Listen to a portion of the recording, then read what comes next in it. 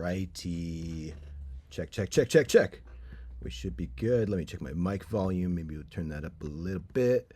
And we will get cracking today. We are going to be building a VCVRack patch from scratch using only free modules. I am so excited about this. It's my first time doing this. It's become my new obsession lately. It really has taken over my whole life, and I've been just finding it the most fun way to produce. I've been producing in Ableton for about 15 years, and I find that producing in VCVRack has gotten me to think about music in a whole new way.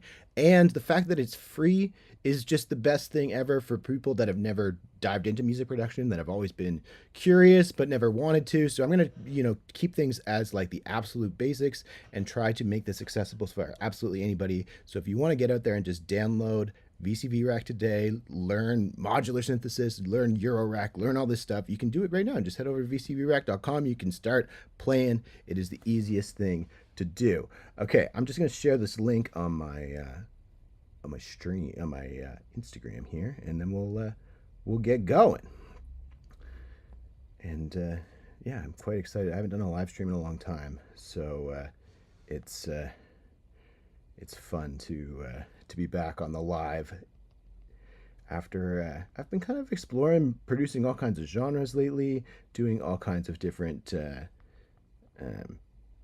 producing in VCVRack, which I really only picked up this stuff maybe about 6 months ago, and I can't get enough of it, for real. All right, just copying this link, and we'll get going. Watch live.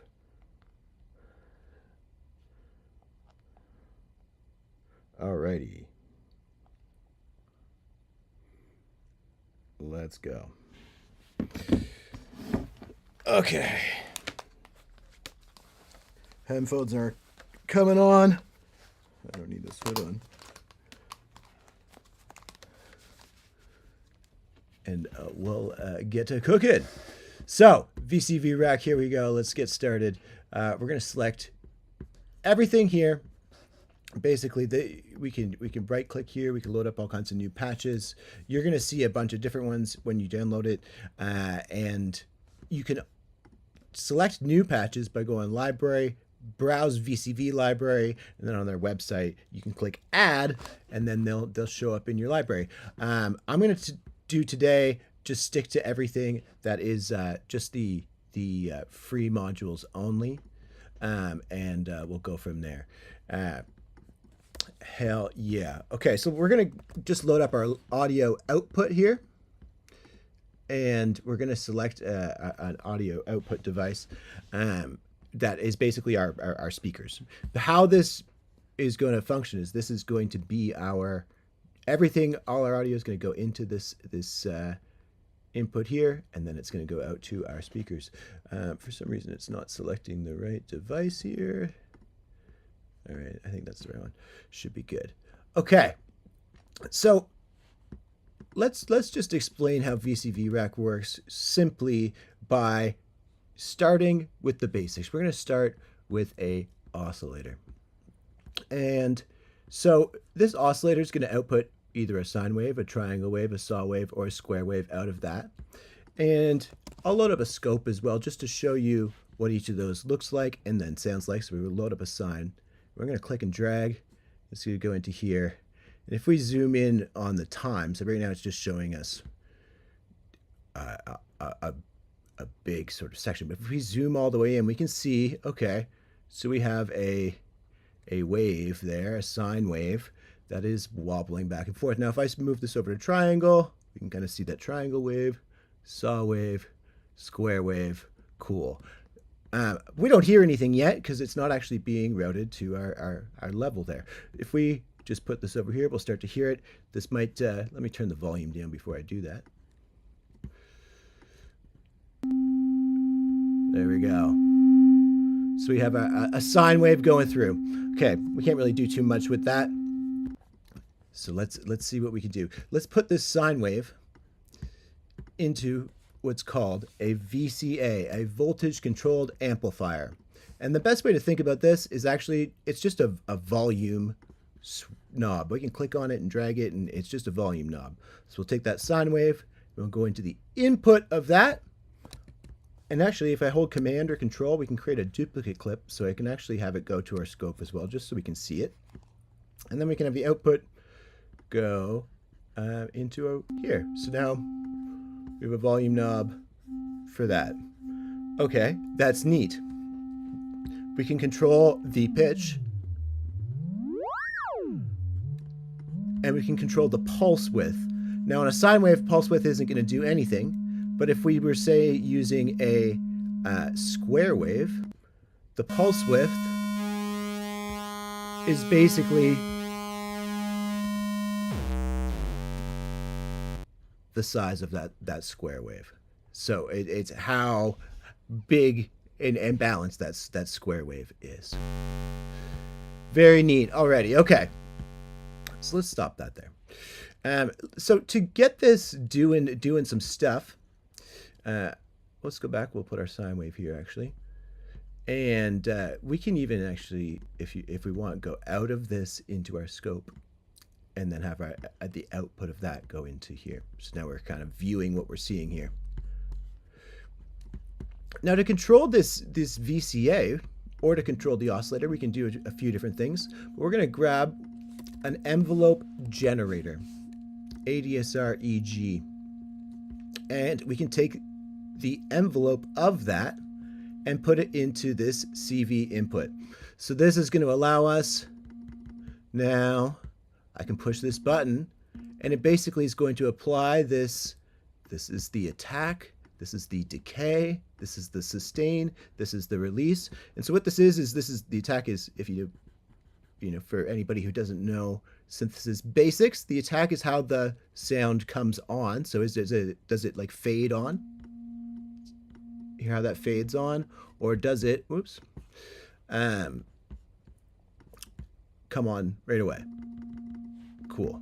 And then the decay is how quickly that releases while I'm holding it down.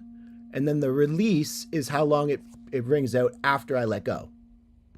So if I had a really long release time and I just touch it really quickly, it's going to release for a long time.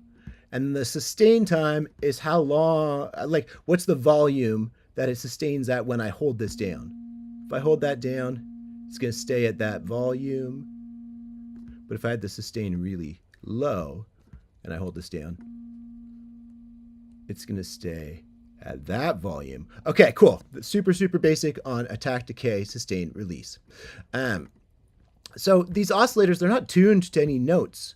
You know, we can't really play this right now. If I am pressing that button, okay, and this frequency could be anything. It could be a C, it could be a D. There's nothing happening there. But if we double click it, it's going to kind of reset to default. And what we can do is we can use a quantize function, which is really cool. This works similar to like a scale device in Ableton. But basically it takes the frequency out of the oscillator, and say we go to the input, whoops, my bad. I was confusing things for a second. What we need to do actually is we need to send the oscillator a volt per octave pitch input. So let's explain this real quickly using a signal generator. Signal. Where are we here? Constant. There we go. That's what it's called. So, pitch in Eurorack is based off of volts per octave. And so you'll see on many modules, you'll see this volts per octave. And that means if I take this output, which this is just, all this is just a constant voltage. So right now it's outputting 0.0 volts, but if I turn it up, you can see if I hover over, it's now outputting 1 volt, 2 volts. And so now if we listen to this, I'm going to take the envelope off so it's just kind of coming. And I turn this on, you'll notice the pitch is increasing and decreasing, and it'll increase by 1 whole octave every time I go up a volt. So 2 octaves would be 2 volts. Perfect. So if we take this and run this into our quantize, and take this and run this into our volts per octave, what this does is this will lock the voltage into each of these sort of musical notes. Hear how they're now going up incrementally. And so we can actually select which ones we want and deselect other ones. And it's just going to lock things to the nearest. So if we wanted C major or like A minor or whatever. So now it's only going to play those notes in the scale. All right. We're off to something now. Now we have some notes. We have some pitch. We have this envelope, which now we can start to build some stuff. Okay. Great. Let's go from here. Let's maybe take this oscillator and we're going to put it into a filter now. So that's going to be called a voltage controlled filter, VCF. All right, great.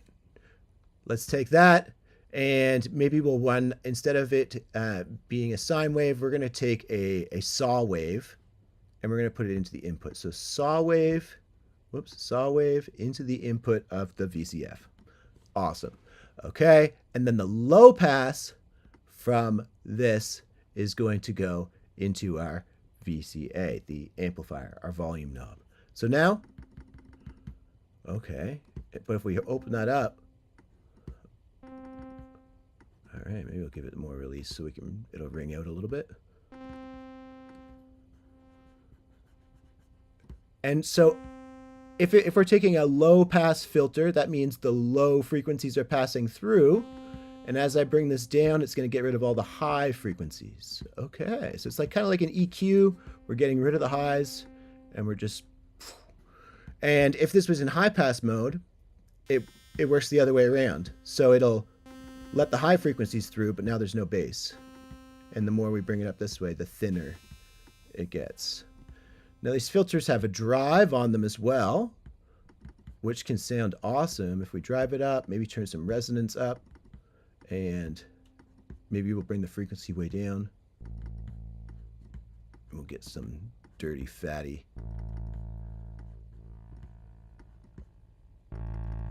All right, cool. So we've got like a bass tone now. Okay.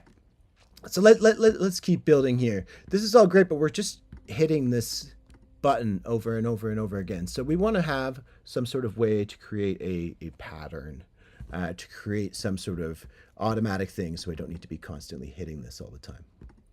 So let's, first off, before we get anywhere, we're going to need a clock. I recommend the Impromptu Clocked. And this module is going to be sort of our main start stop. It's going to be, we're going to use it all the time. It's going to be very important. So we're going to set our BPM. For this track, maybe we'll do let's keep it 140, sure. And so each of these outputs here, clock 1, clock 2, clock 3, are here. So this is clock 1, clock 2, clock 3. So at one time, it's just going to send a trigger, a little pulse, every beat at 140 beats a minute. And then this one's times 4. So that's going to be 4 times every 140. So basically that's a 16th note is the best way to think about it. At 4/4, it's a 16th note. So, and you can dial these in to kind of create all kinds of different ratios. And you'll see as we build this, we'll do that. Also, before we go too far, let's also start to load in a mixer. What's up, MacGyver in the chat? Stoked to have you here. We are going to have some fun today. Let's load up the big mixer just for now, because we're going to try and probably make this a big patch by the end of it all. So let's go big or go home. We'll start with that. Do I have the... All right. There we go. We'll put it up here. And so that way, our output out of our VCF will end up going to our mixer channel here, and we'll then take the outputs and run those to our main audio output there. And so if you run things just into the left channel of most of these mixers, they will end up being mono, and they'll play a bit of both, or you can send to both channels as well. And so next up, we have a clock, but we need to have the clock sort of drive something, run something. So maybe we'll load up a sequencer. We'll start with just like the basic VCVRack sequencer. And this sequencer is going to do a couple things. It's going to output voltages to control our pitch, but then it's also going to output triggers to control our gates, when those notes are going to happen. So let's take clock 1, and we're going to run it into clock. And you'll see already these are pulsing along. And we can delete this constant voltage now. We don't need that anymore. What we're going to do is we're going to take CV1, and we're going to put that into our quantizer. Maybe I'll move that over here so it'll make a little sense. So this CV is going to basically take whatever voltage here and align it so it's going to be in the key of our song, which in this case we'll just write it in A minor to keep things basic. And then the output of that's going to go into this oscillator. Now what's cool is we can also take this trigger output, and maybe this trigger output triggers this gate function, meaning, wow, now we can start to hear it pulsing at when the clock's going. VCVRack 2 is like Minecraft for musician, dude. It really is. I can't get enough of it, and that's why I'm doing this series, is because I really want other people to feel like they can be demystified by the whole thing, because it really isn't as complex as you may think, especially if you have a background in other music production, if you've been using Ableton or if you've been producing in FL or whatever. All the functions and features are very similar, but it's just where to find them, how to do them, and now we have just so much control. Put the scope over here too, just because we don't necessarily, it's not as important for the sound. So this is puttering along at the pace of our clock. If we wanted to speed it up, we could, speed up our clock, and we could bring our release time down. Cool. I'll just move this over to clock 2. So now we are running at 16th notes. I can turn some of these off so to create a bit of a rhythm. Okay. And then I can change these dials. So basically this top row corresponds to CV1, this second row CV2, this third row CV3. So maybe it goes up a bit. Okay. That's kind of neat. And we can even offset this. So right now it's kind of riding, turn that up a bit. It's riding on the C, but maybe we want it to ride on the A. So let's bring it down so it sits on the A. Okay. Also very cool. I want this to be lower. I want this to sort of be our baseline that we build off of. So in order to do that, we can actually get this octave, which is cool because it just takes the voltage and subtracts it by 1 volt. So let's bring this over here, and we'll take the output of this and run it into our octave, and then out of the octave it goes into this, and now I can click here. All right, we got little bit of a saw base. In the next, hey man, I would love to build a modular rack in my studio like tomorrow. The thing is they're very expensive, and so I do want to make sure before I dive in that I am getting the right stuff, and then also that I just have a bunch of disposable income that can work at the time, because I'm having so much fun using VCVRack, but I also am aware that like what I've been doing in VCVRack is not always as feasible with real gear because of sort of the huge builds that I've been doing. Even like what we're looking at on the screen right now would be thousands of dollars, and it's about working with what you got.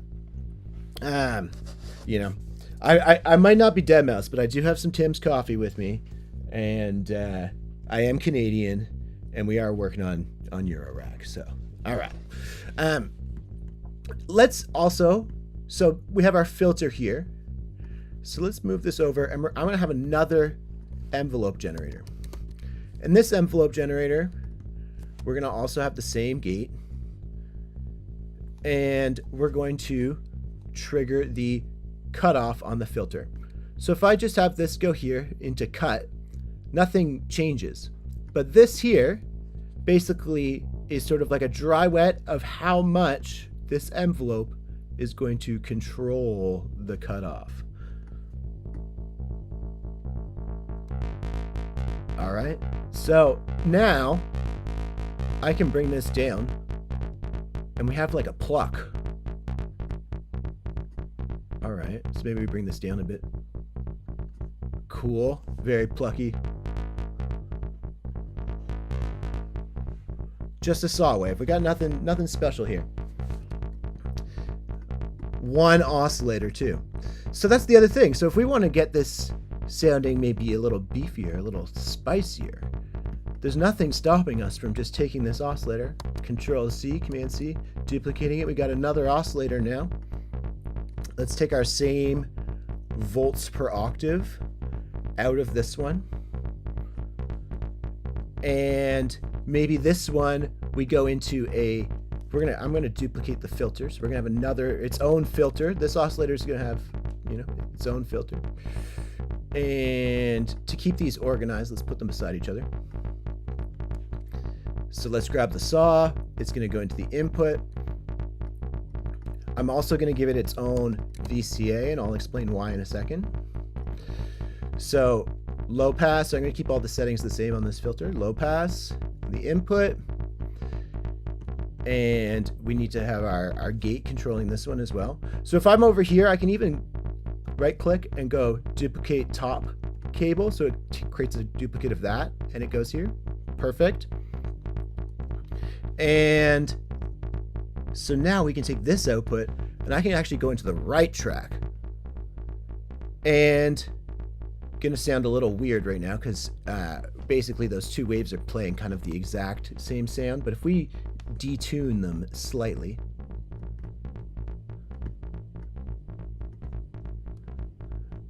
and we have something here is that we're having like a volume discrepancy. Oh, I know why. Because the right channel that we've just added, I don't have the cutoff routed as well. So let's do that. Let's grab that. There we go. And I had just tuned this oscillator. So our first oscillator, let's double click it and reset it. And then this one, let's have it tuned slightly less. So now one of them is just slightly detuned, and we have like a more of like a Reese bass tone. Maybe it rings out a little more.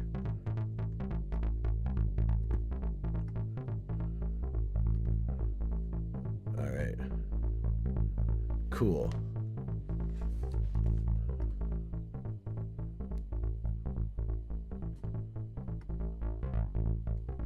Hell yeah. We're grooving along now. So, next up, maybe we want to say this is our bass line. We want to add a kick drum. So let's do that. Let's add in a kick drum. So I'm going to use the Bafaco Kick All. This is a free module. I love this thing. It's super great. Now with the drums, I also recommend getting a drum sequencer of sorts. This one is free, incredible, super easy to use, and it will make sequencing drums amazing. But you just got the KeyStep Pro. I have not used one of those, but I do love using my MIDI controllers with VCV-Rack, and sort of you can map everything to it, and it makes it a fully playable modular wave. It's like you have the gear kind of right in front of you, and you can play a whole set, perform a whole song without having to program it all even. So in this case, we got our drum sequencer. We're going to set up the run. So this basically sends a signal from our clock, which is going to act as our play stop, to our drum sequencer. So now when I hit run here, you can see it, they're now linked. And I'm going to set our clock. So in this case, we're going to want this sequencer running on 16th notes. So I'm going to use this clock here, hold down Command to drag another cable on top. And I'm also going to do the reset. So reset, when I hit reset, you can see it kind of ticking along here. And if I put some of these down, you'll hear it. But reset will mean it goes back to the beginning of the pattern. And that'll be also very important down the road. So this here, basically we can click different units and it's playing along. I can take this output, and this, any drum module is going to have a trigger input usually. And so that's meaning, play the sound whenever you get a trigger impulse. It's also important to know that in modular synths, there's two types of triggers. There are triggers and there are gates.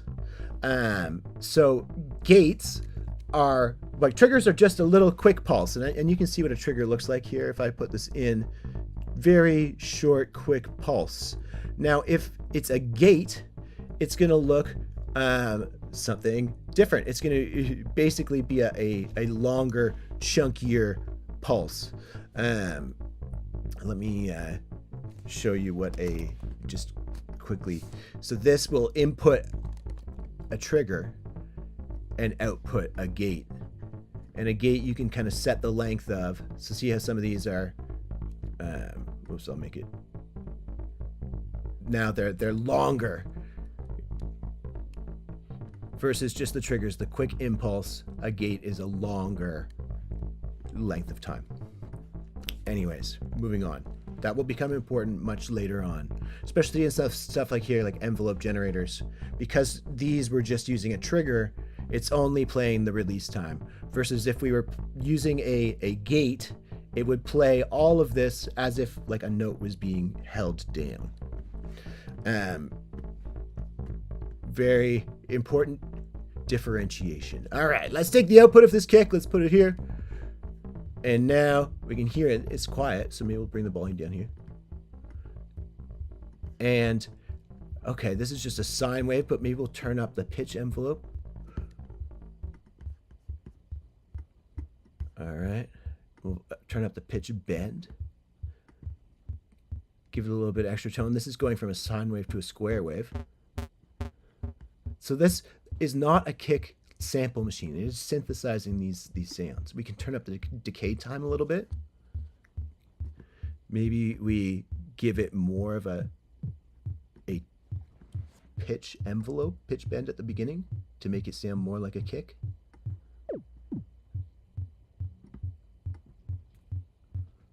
Okay. Maybe a little more of that.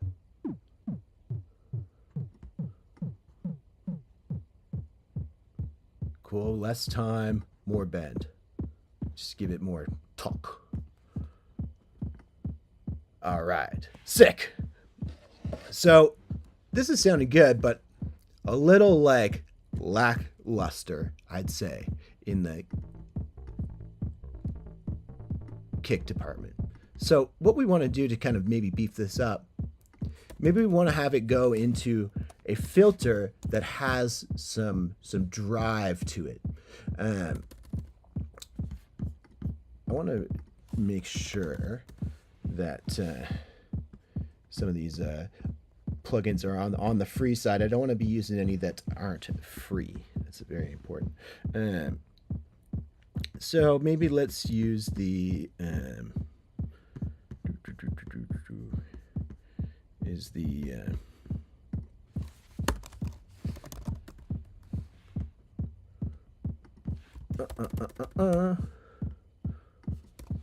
Volt. Which one is the Volt? I have so many. I just want to know if the Freak one is a free. I don't know if it is. It might not actually be free. It's not. Okay. We're not going to use that one. We're going to use the boomstick. Okay, perfect. So again, this is just a filter. So we have a in this case it's just a low pass filter. Let's take the output of this, go into the input of that, and then the out of the filter is going to go here. And now we have a cutoff knob. Great. But we also have this drive knob, which is really kind of what I wanted. And so we can give it some oomph, some drive, and then we also have the ability to maybe automate or control this too. We also, there's a bunch of distortion modules. And I want to see, okay, wait, is this flame distortion, which I use all the time, is it a free one? It's not, but that's okay. Or the wave destruction. It's called Debriatus. Yes, okay. So we're going to grab Debriatus Wave Destruction. And all these modules, free. Shout out Volt. Incredible stuff. So we're going to just do it on the left channel because it's mono. We can just ignore the right channel completely. Hell yeah. And this now gives us a bunch of gnarly distortion. Great. Now, one thing I noticed, if we have this after the filter, which is what we have, you know, that's going to give us one sort of way to do it. You know, still lots of high end even when I bring this down. But let's maybe reverse this. So let's go out of the kick into the wave destruction first, the wave shaper, and then out of that wave shaper into our filter, out of our filter into our mixer. And now we can do a bunch of saturation before and then filter it out after. Cool. Now we're going to be able to kind of sculpt a bit of a sound, a bit of a knocky kick drum. These crunch and stuff are maybe a bit too much at times. And maybe we'll bring our decay time down a bit. Okay, hell yeah. And we can, woo, hey-oh, bring that up quite a bit. Our main level.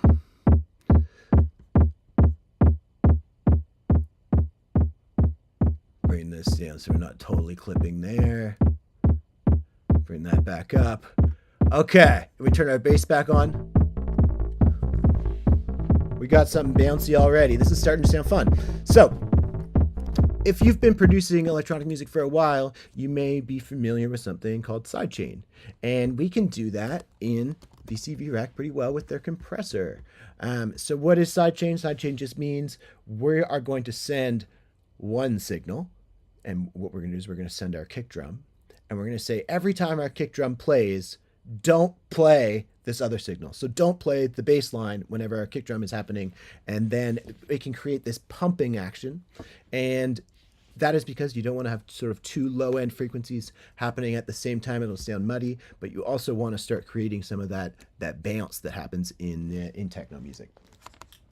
House and techno, all that sort of jazz. So in this case, we're going to take the output of our bass. So this is our L right of our bass. and we're going to put it into the input of this compressor, our regular input here, and we're going to take the left here, and you can hear that. It's not doing anything now. If I start to bring this down, it'll start to compress it regularly, as a regular compressor would do. But we're going to actually have it have a sidechain input. And we could just send it the output straight from our kick, or even better, we can send it just a trigger, because that's kind of all we really want. We just want a trigger to hit. So now when we bring the threshold down, you'll start to see a little yellow line there. And now we're ducking the signal every time that trigger happens. And we have a release time here that we can kind of dial in, and an attack time. Attack can be a little quicker. And now we turn our ratio up so that's more ducking is being applied.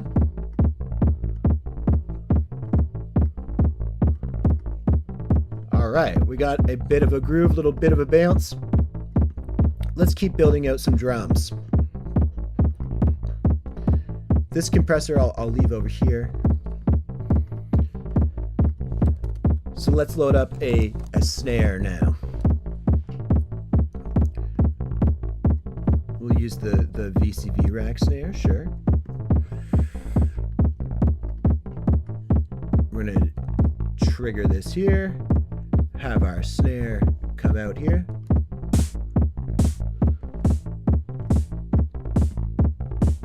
All right, let's get a hat. Actually, let's maybe use this Hora one. There we go. So this Hora drum module has a closed hat and an open hat in the same module. So let's start with an open hat on the offbeat. Easy. So we'll trigger that on the open side. And only one output here. Interestingly, it also has noise and metal. You'll see why in a second.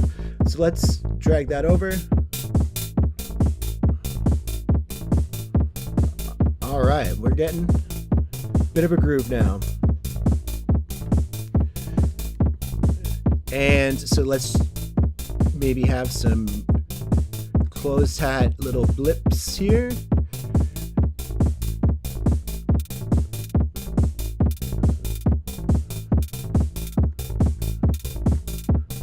Maybe it's a little bit longer, this closed hat.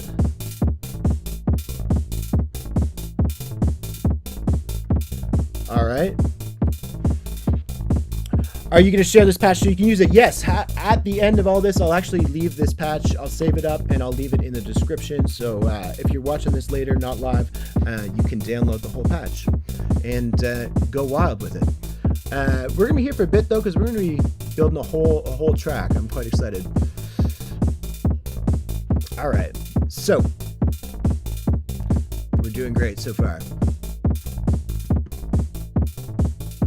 And then, okay, maybe we'll do a bit of a tom groove too. Toms are fun.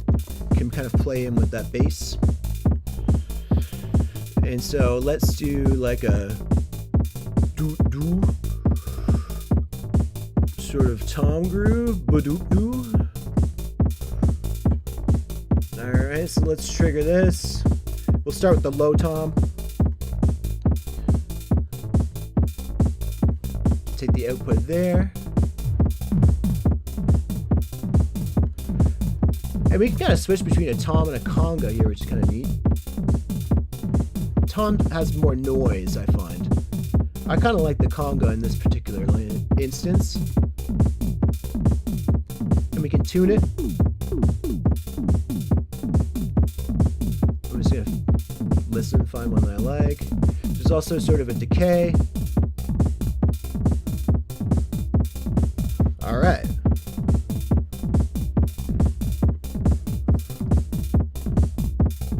This is sounding pretty good so far. I want to go back to our bass and maybe sort of beef up some of the sound design with it as well. Because it sounded pretty good, but I think it could be, you know, thicker, beefier, and whatnot. So let's maybe grab another filter. Each of those have their own filters, but I want to grab one that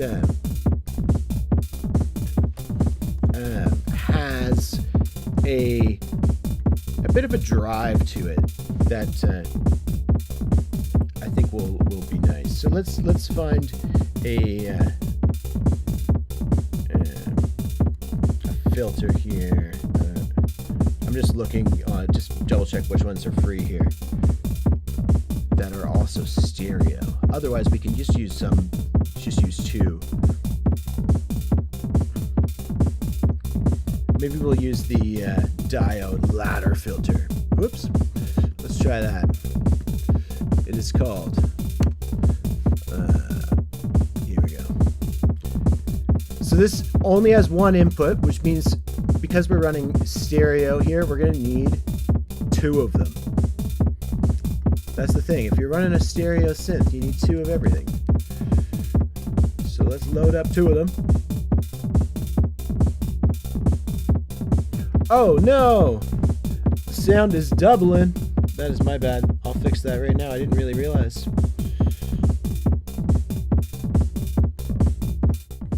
Thanks for the shout. My bad. The first half hour of the stream, it's doubling. Should be fixed now.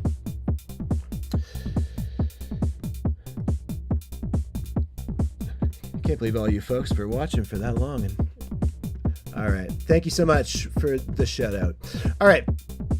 So we're going to take the output of these VCAs, go into the inputs here. And we now have, we can pick which style of filter we want. So the bigger the number means more of the high end is going to be cut out. So smaller number means more high end will be included. Bigger number, less high end, more bass. So let's maybe start with 18. So I'm going to drag one. And now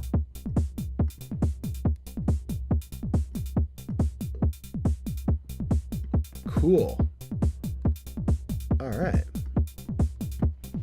So let's maybe drive these a bit. We'll find a sort of sweet spot to get it nice and thick.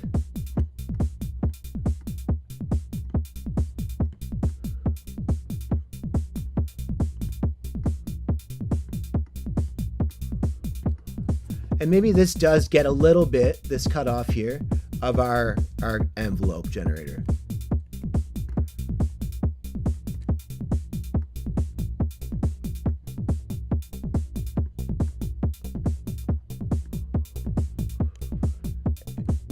And to also get it still feeling maybe even thicker, we can take, say, a sine wave. And what we can do, maybe even, let's do this, another oscillator. And in this case, it's going to be a sine. And we're going to run this sine wave basically into both of these VCAs. And we need to send our sine wave the correct pitch as well. So we can do that. And let's just hear for a second what that sine wave is doing. So I can just remove these two saws. So that's sounding good, but maybe we want this sine wave to be an octave lower. So we'll grab the octave and go into a new octave, because this is going to be one lower than this is.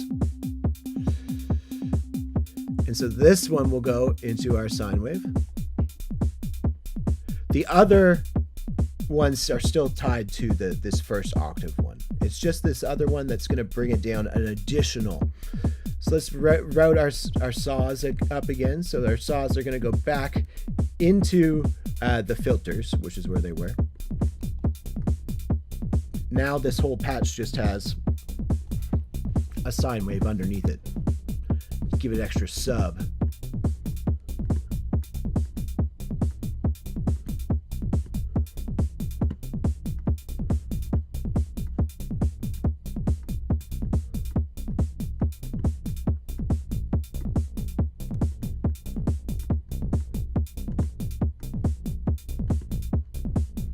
right, we're getting there.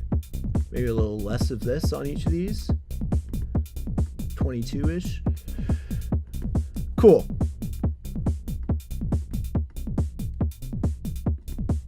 Maybe a little more drive.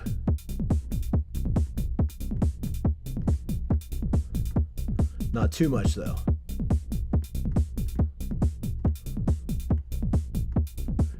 And out of curiosity, I do want to hear what these other filters sound like. We're on 18. Let's hear what 24 sounds like.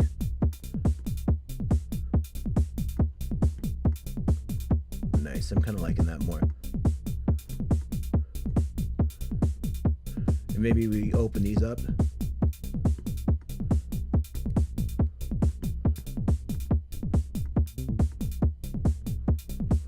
Cool. Let's keep going. I have not tried Soft 2 Modular, but I assume works quite similar to VC Re-Rack. And anything where there, you have oscillators, you have filters, you have VCAs, you have, drum machines and stuff, they all work quite similarly. And you can kind of just start building from there. Our tom, maybe I want to turn that down a little bit. Now what I want to start setting up now is maybe a room tone, a reverb. So let's use Plateau. It's a free reverb. And I'm going to set this up on a send. And in order to do the sends and returns with the mind meld, it has another unit.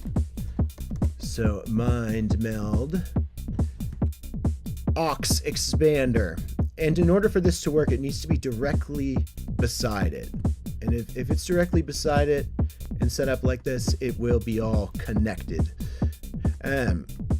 So this gives you some sends and returns. So what we can do with these sends and returns is it's going to take a duplicate of whatever signal we want and send it to, in this case, we're going to do left here. So it's going to send it to our reverb, and then it's going to send it back to the mixer. So it's going to give you a duplicate channel, and we're going to make sure, because this is a send and return, that our reverb is at 100% wet. And now, say our hi-hat, which is channel 4, we can go to channel 4 and send A, and now that gives our hi-hat a little bit of reverb. Maybe we'll bring the reverb time down by bringing our decay time down. So now it's a shorter little reverb. Maybe it doesn't have as much high end. You bring that down.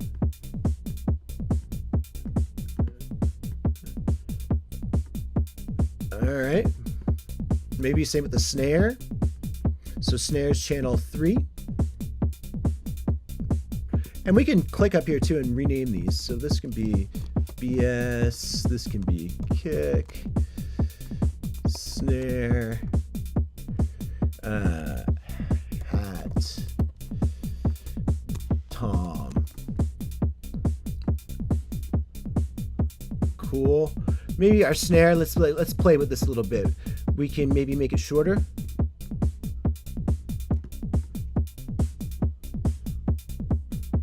Snappier.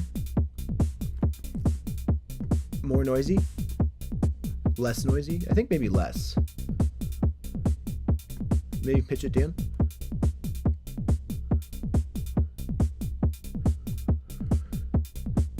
Cool. All right. Same with our hat. The hat's cool, but maybe the hat gets some spice and it goes into a filter. And let's do that. Let's load up our hat into a filter. I'm going to load it up actually into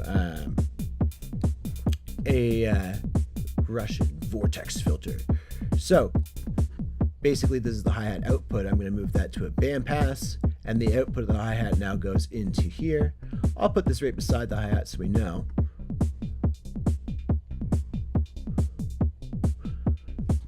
So I'm just moving that back and forth with my mouse, but if we wanted to move this back and forth, maybe we grab an LFO. So an LFO is just a wave that moves very, very slowly.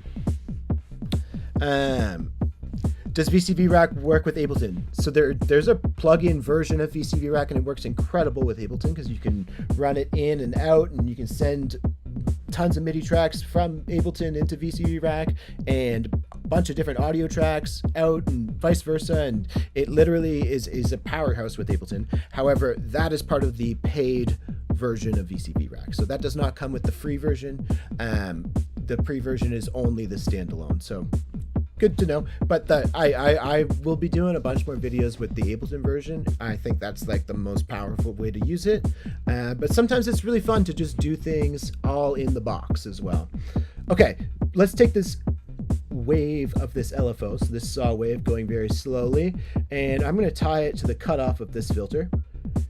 And maybe we'll slow this wave down quite a bit, and let's just turn this up. And now you can hear the hi-hat has some movement.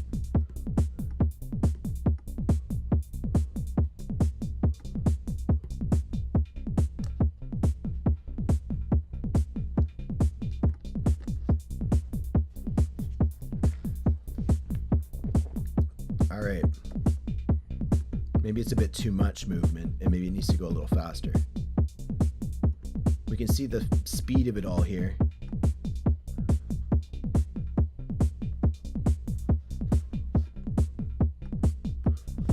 All right, we got a cool little...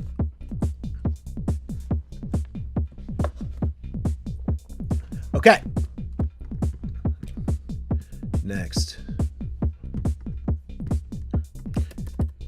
We're gonna load up one of my favorite things for just sort of, especially for users that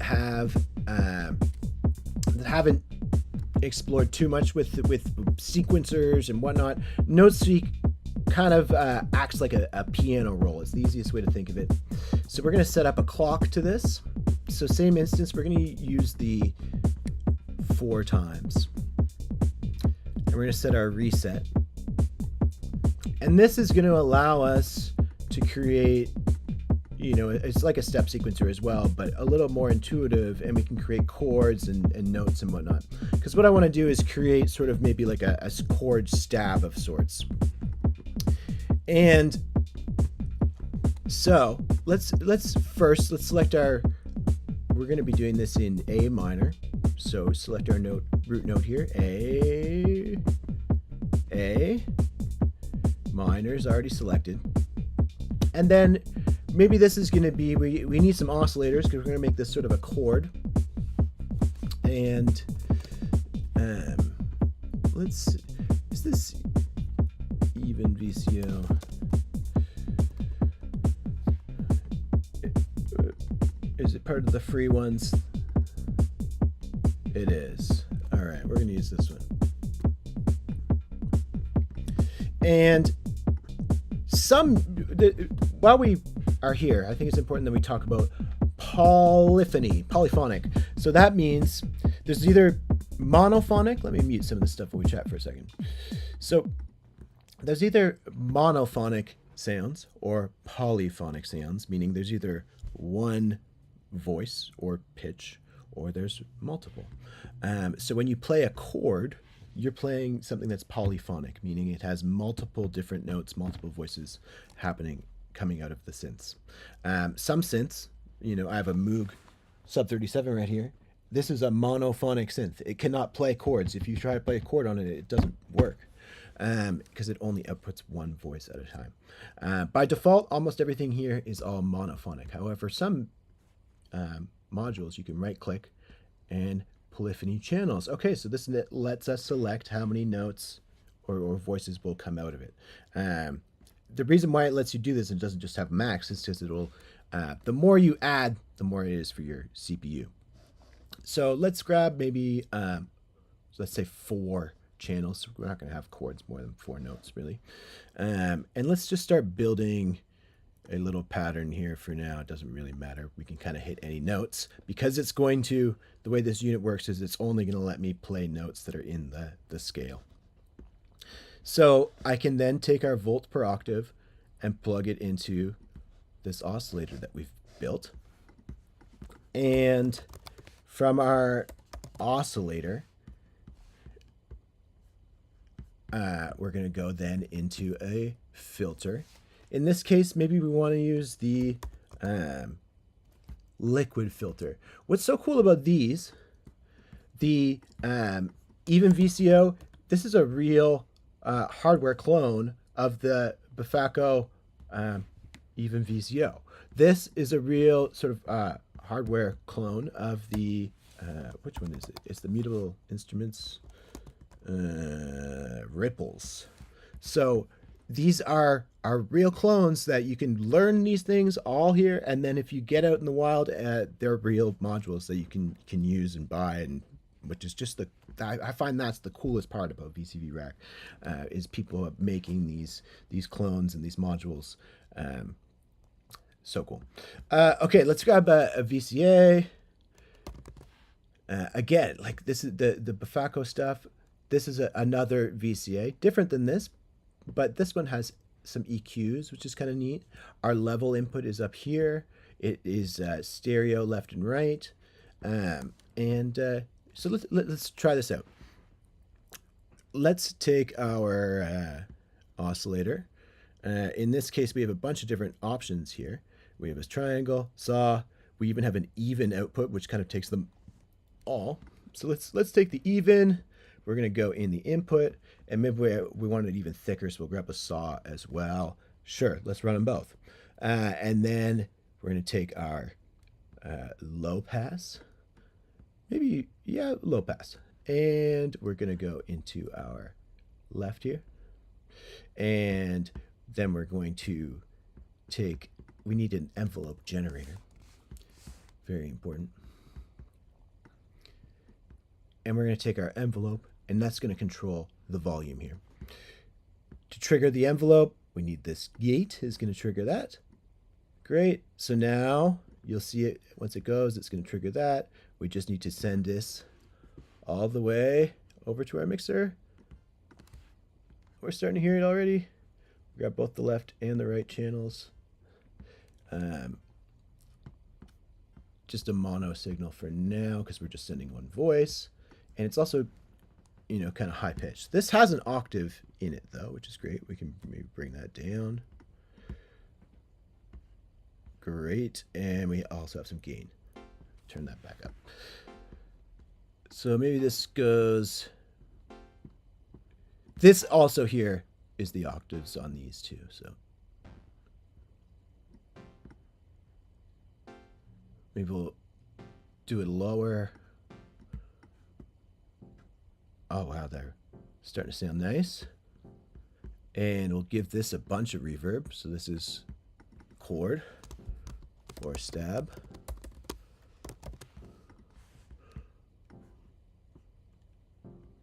Oh yeah, nice. And actually, maybe what could be nice is let's take a duplicate of this plateau. And I'm going to have this duplicate be on send B, so same thing. And this duplicate is going to be the same, but with just a much longer decay time. And so now on B, send that stab.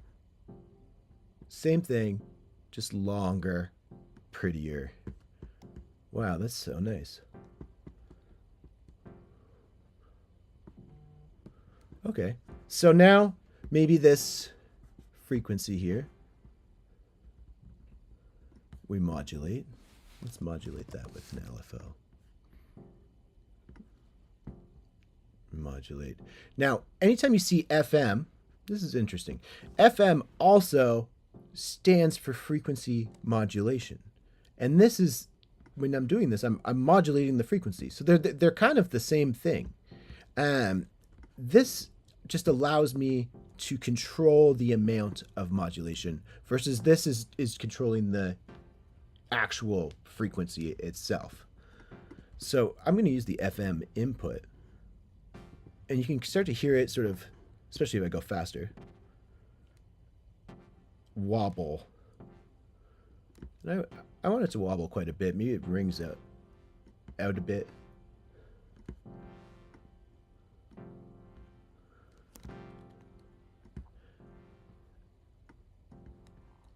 And maybe we have another envelope generator as well. It's being triggered by the gate.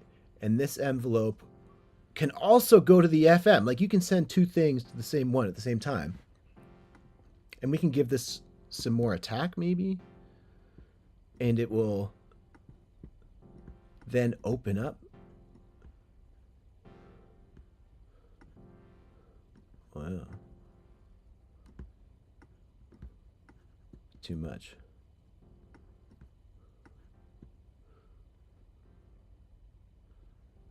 So it's not as stabby at the front. But no, let's make it stabby. We are making it a stab. So let's make it kind of tight.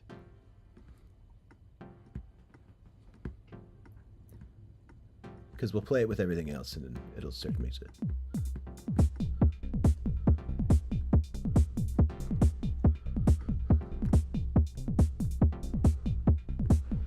All right. Where's our kick? It's over here. Maybe our kick a little more bassy. Same with our basses. Maybe a little less high end on those. And I'm hearing like a bit of a click, and I think that click is also coming from this compressor and sidechain. So we could even, after this, run it into like an EQ or a filter after our compressor too. So maybe that is how we do this. So instead of these going from here in, we're going to, let me just unwire it all so it'll all make sense. Basically, we're going to go into the compressor first. From the compressor into the filter. And then out of this into here. Now this isn't the most ideal because this compressor has this drive as well. So the drive is kind of almost negating some of the compression, sidechain compression, the ducking that we're doing. But I think it'll also just sound better.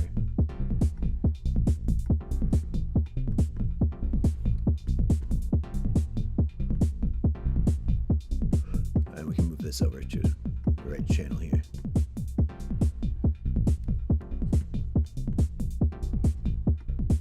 Cool. All right.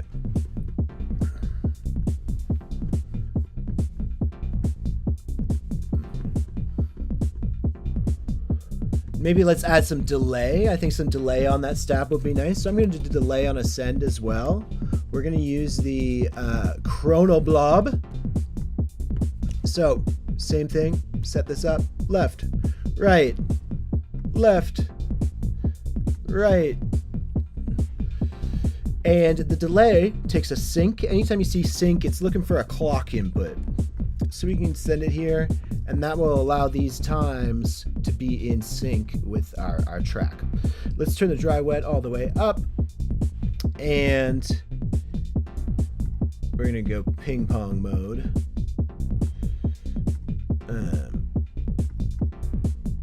There we go.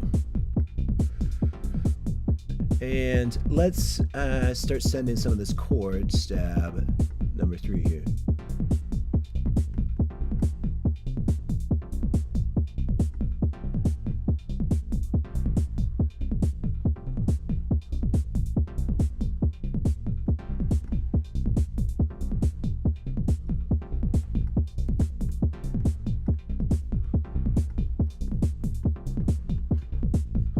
Alright, this is sounding good. Maybe our kick doesn't need to be as driven and saturated. We can maybe bring that down a bit.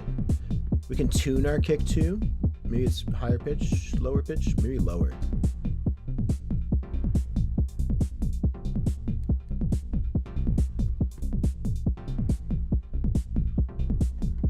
Alright.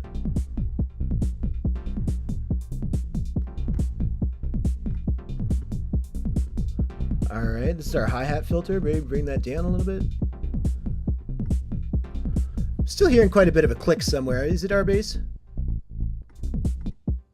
No, maybe it's our tom. Ah, the tom has quite a bit of a click to it too. So here right at the top. So maybe, let's see if we can, just feeling real clicky in its.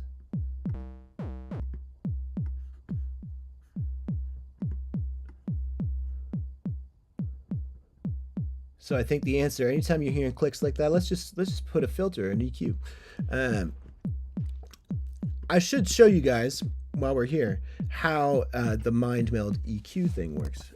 So it also, this MindMeld system has this EQ master, super handy. Is definitely sort of fancy Eurorack stuff that would not necessarily easily be available if you were to translate this system to a real system. However, we can have these poly inserts. So we take the insert here to 1 to 8, 9 to 16, group box, and then the outputs back into here. That's all you need to do to set it up. And now we can select the track here. And, you know, maybe this case I want to go to Tom, which is track, it's funny, they don't say the names here. So you do have to look again. What is this is track 5. There we go. And now I can, you know, EQ this if I wanted to. I can bring this down and we can get rid of some of that clickiness. But it might actually just even be easier in most instances, you know, grab a filter, even just a regular filter, and we'll put our output of our tom into there. We go. Now we have a tom that is, you know, playing in.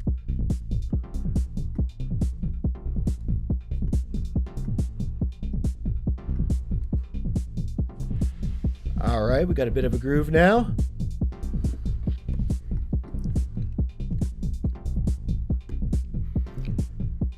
Kick could maybe be a little tighter.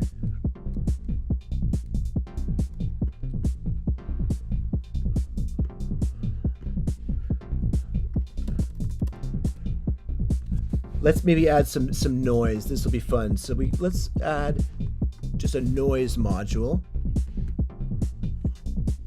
And we're gonna have it go do some sweeps of sorts. So we're gonna grab a filter, and it's important that we find a filter that has a band pass, meaning it's only gonna let out a section, not any of the low end, not any of the high end, just whatever sort of middle section we want. So let's take our white noise into the input of our filter, and we're gonna take the band pass, and we'll go put the band pass into one of these channels. I'll turn it down first. Band pass over here, and now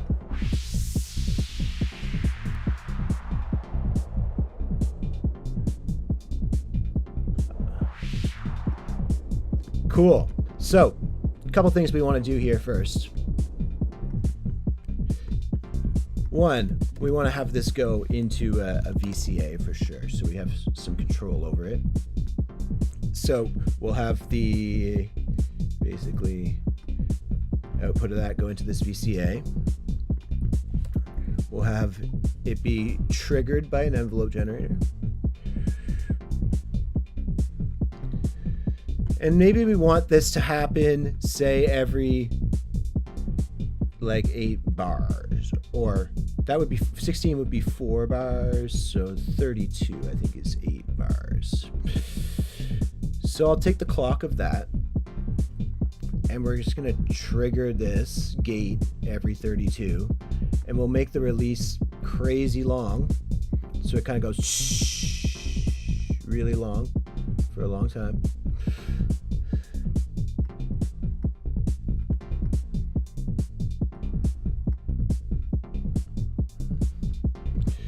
And we can unmute it now. You'll start to hear it.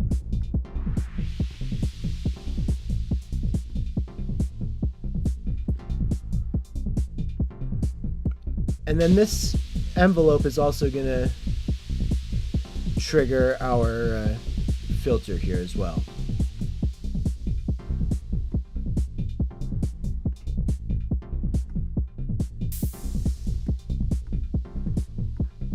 get some attack.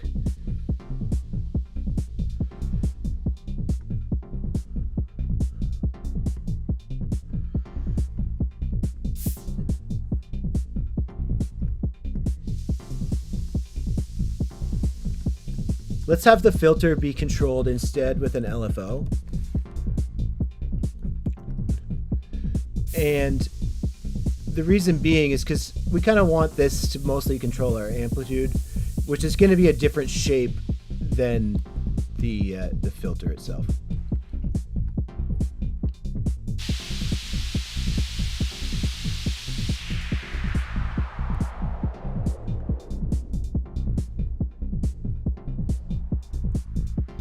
This might even sound cool if we just like, oh, I already had a sine wave. I'm gonna go real slow. Real slow. Let's turn this way down. Maybe a little faster. Somewhere in the middle there, you can kind of start to hear it go. Psh.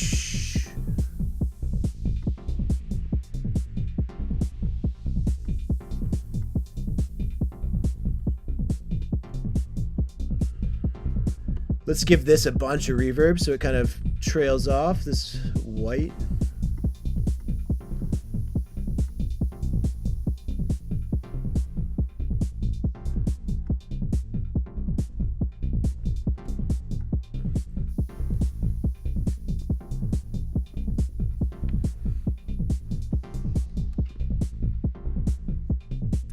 Cool.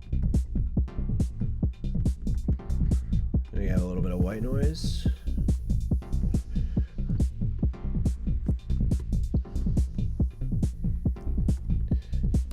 All right, let's build something that's like a little bit of a melody or something. So maybe we'll grab some more, we're gonna need some more oscillators then. We'll grab the even oscillators again.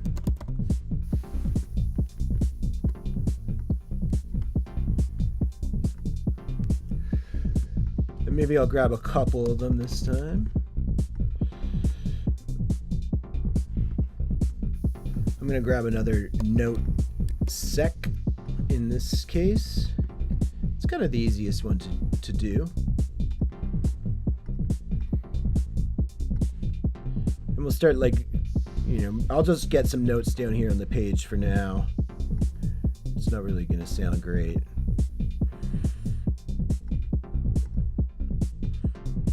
Quite yet. And I'll grab a volt per octave. Grab the clock. We'll do 16th notes.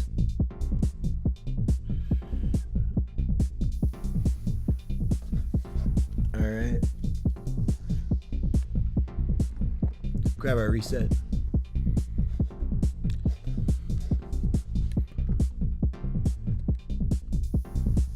Cool. And let's grab some liquid filters. Couple of those. Great. And so we'll just do the sauce for now. And maybe mix with the even.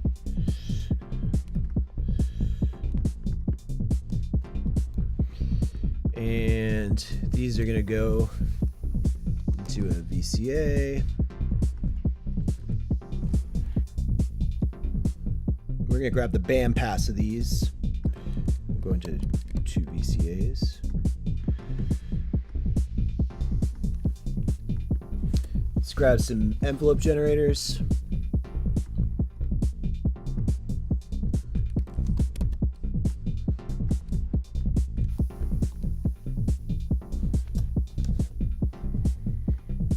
All right, so one of these is going to control the VCAs. We'll start with that. gate from that is going to go into here. You notice these VCAs are looking like a little weird right now. It's because this has 4 channels of polyphony, so it's showing you all the channels. In this case, we're just going to build a melody. We can have it be monophonic. It doesn't need to be. So we now need to take our outputs, route them to our mixer.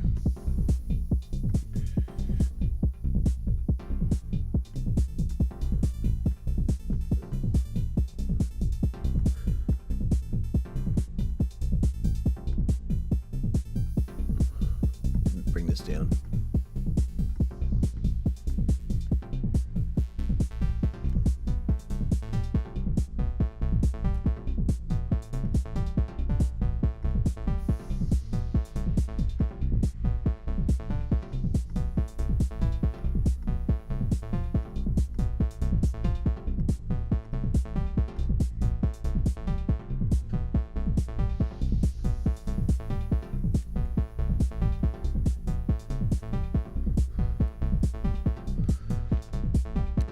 All right.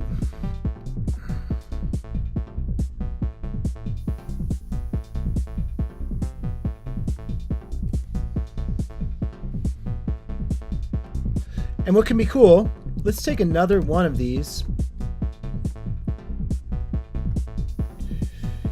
And we're going to run this other one at half, or like a bar. And we're going to do the same thing. We're going to route the same. We can even just go duplicate to top cable.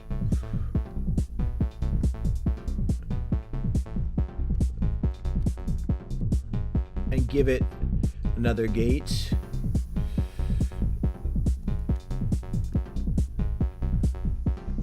Actually, change of mind, change of plan.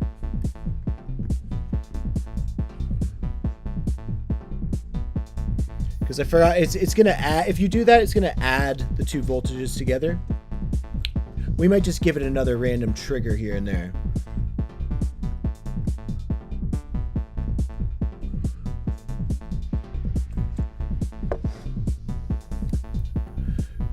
All right. So what I want to do is maybe modulate some of these to give it a little bit of wonkiness. So one fun way to do that, let me mute this stuff for a second. So a fun way that we can kind of modulate these things. And also, like, that white noise is just going to keep going and going. Because all I did was stop the clock. But because our white noise isn't actually tied to any clocks, it's going to keep going. So we're going to mute that. So let's think about this. I want to use actually a sample and hold. And sample and hold's a really neat tool. You'll see this on a lot of different synths. So how it works is you can send an input. And so maybe I send it, you know, an LFO. A sine wave is the input. And so it's constantly sending voltages up and down, up and down, up and up, up and down. And if I hit push, it's going to remember whatever value it is at the moment that I press push.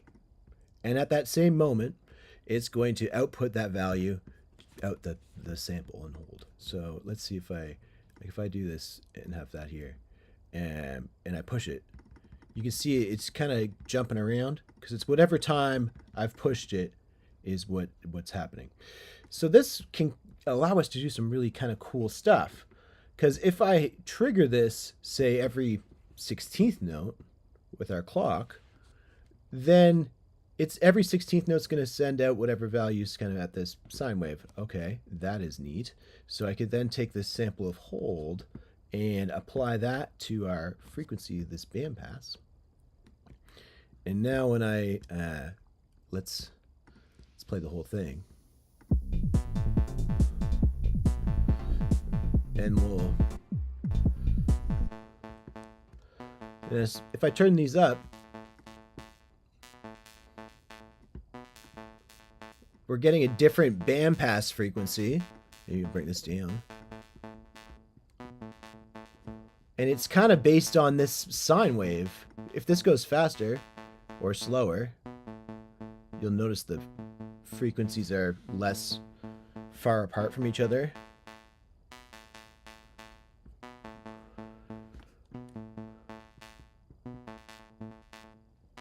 But the faster we go, it's kind of like not, it's kind of just getting more random values.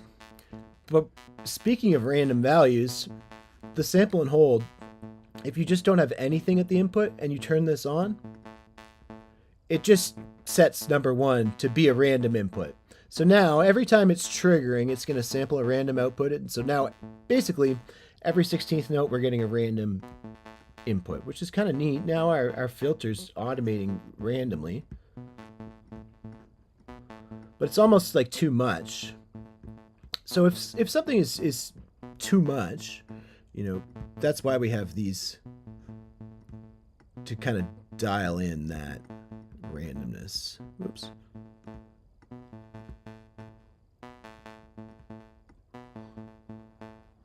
All right.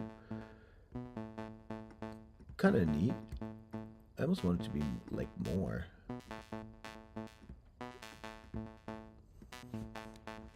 And then maybe this goes into, basically these go into another filter. Let's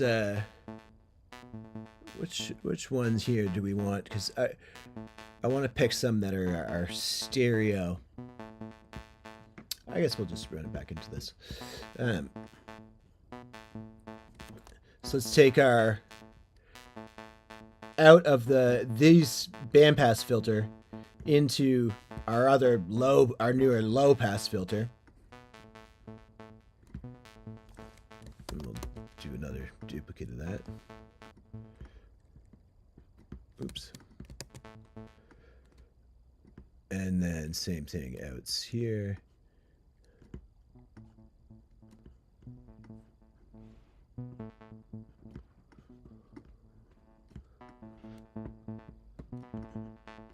Cool. And if you ever want, so if I load up this constant, this can actually operate as a way to control 2 knobs at once. And how we would do that is we would take the output of this and go into the CV of this one and the CV of this one. Let's turn it up all the way. Meaning it's going to apply sort of full control. And now, if I have this cut off down all the way, this is going to sort of act as a, it's going to control pretty much this knob.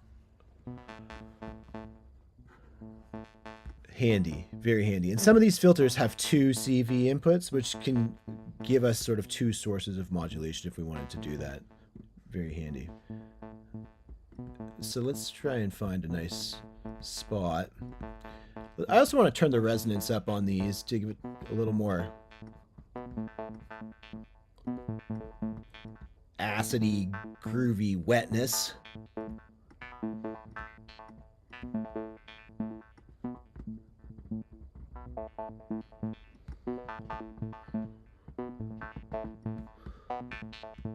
Cool. And then from there, let's give it some reverb, maybe some delay. Oh, that's our other reverb. Delay is here.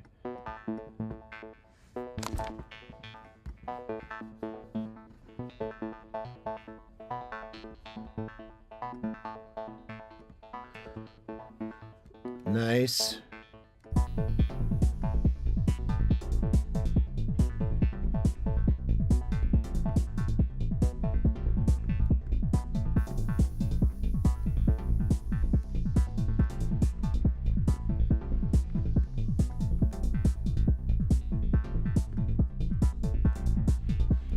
All right, we're off to the races here.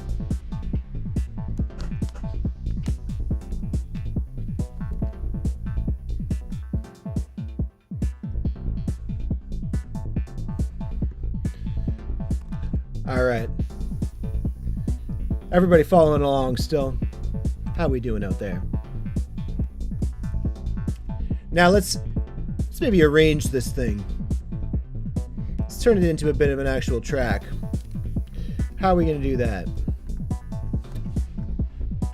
We're going to use a thing called Arranger. Shout out JW Modules on this one. So, how this works is it works very simply in that you send it an input, and it can be any input. And then if there's a block selected, that input will go out to this output. If there's no block selected, no output happens. Very simple. So, in this case, we can either put this stuff, maybe right before the mixer, or we can put it before the gates even reach the instruments. Like, it doesn't matter where it goes. I like to do it before the gates reach the instruments, but it doesn't particularly matter. The only spot that it really does matter is, and why I like to do it this way is stuff for, like, say, our side chain. So if we did it at the end, the side chain is going to kind of always be ducking, even if our kick is playing. So if we do it at the gate level, we can avoid doing that. And it makes it a little easier sometimes too. So I'm just going to kind of one for one all of this. So I'm going to grab all of these cables that go out of this kick input, and instead of it being there, I'm going to put it over here. And then this is just going to go to here. And then this can be kick. And now if there's a block there, it's going to let the kick play through. And we're going to kind of work our way through snare and CH, closed hi-hat, OH, open hi-hat, and then we have tom. Okay, getting there. Let's wire these all up. So this is our snare. It's going to go from the output here into there. This is our closed hi-hat, and it's going to go into there. This is our open hi-hat. It's going to go into here. And this is our tom, and it's going to go into here. Now we need a clock. We want this clock to probably advance much slower. So what we can do, we've already used all of these clocks. We can just, boom, get another one. Great.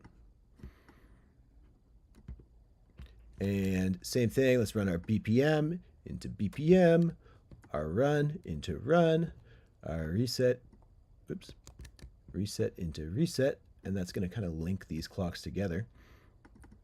And we're going to take our first one and we're going to divide it by, say, 4. And now when I run that, clock, reset, boom, let's hit run. There we go, it's trucking along. Let's bring our length just real short for now while I build a bit of a pattern.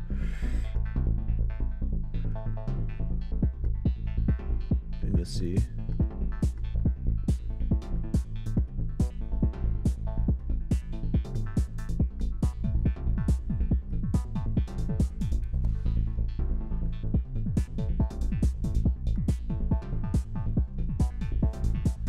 Cool.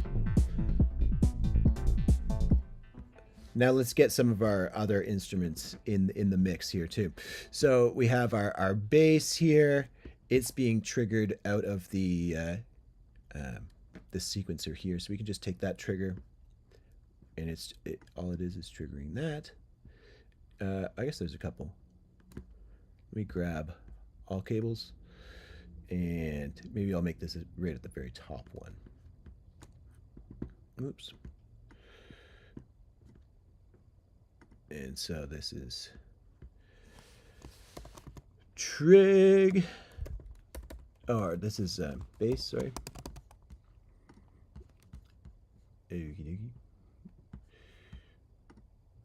And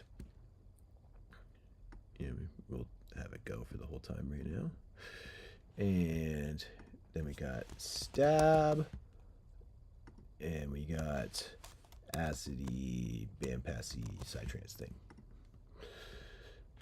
Great. So our stab, its gate comes from over here. So let's grab all of these cables. And instead, this gate is going to go into the stab. Perfect. Same with the acid. So I'm going to grab this cable. It's going to come out of there, but it's going to go into there. Great. And now we can kind of build this and arrange it in a certain little way. So maybe it starts no kick, and maybe it just starts with the acidy thing, and then the stab comes in. Maybe it's just acid and closed hat for a bit, and then maybe the open hat comes in, and then in the kick and bass, and maybe we'll make the length 16 just for a second. Kick comes out for a second there, and then back in. Maybe it doesn't have the open hat quite yet. The open hat we'll save that. And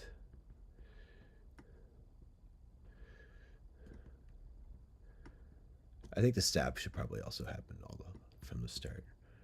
I don't know. Let's see what this is saying. Let's reset, run.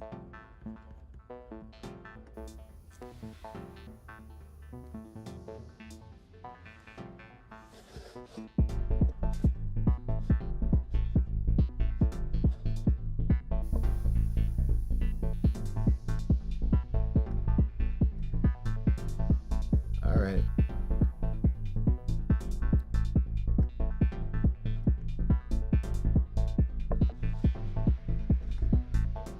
Snare should come in there. Maybe everything comes in there.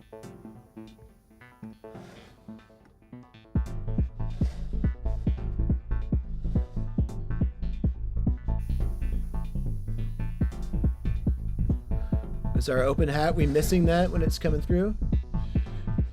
What's happening there? It's like, oh, did I? Oh, I see. I like mixed up the closed and open. It should be, right? No, I didn't.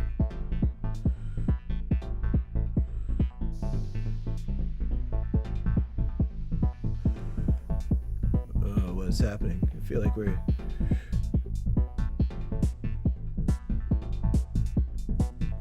Oh, it's probably because it was getting filtered out.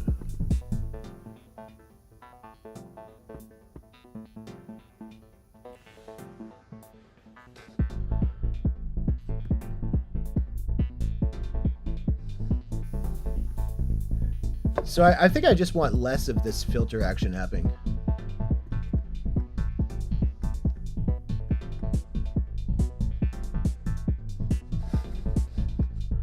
Snare.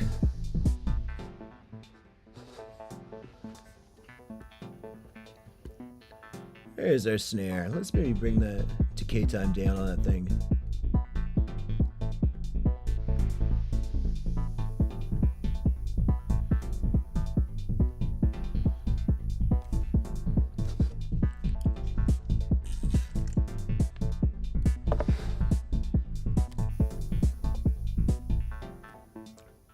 We're gonna keep going longer. 32 now.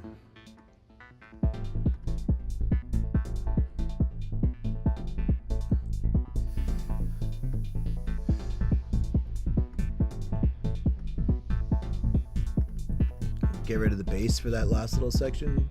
Just be the acid thing.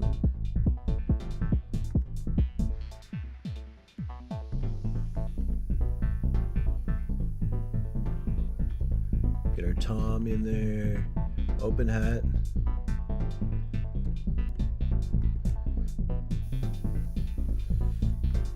All right.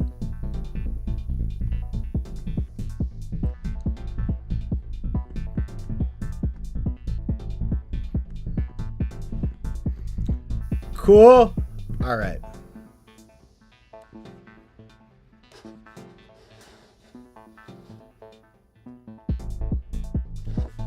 So I think we want to have some other things that just happen like a few times here and there, maybe like crashes and stuff. So we can do that, and we can even do it with this arrange thing pretty easily. We'll do crash, and there's just one setting we need to change here, and we need to default to 10V when no input. So that means it's just going to output a 10 volt voltage if there's no input coming in. So we can trigger this crash here, take our crash output, and now we should have some crashes coming. We have to wait for it to loop it back around.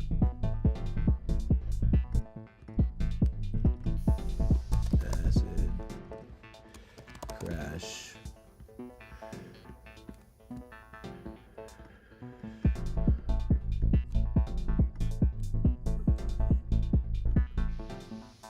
Here we go. Cool.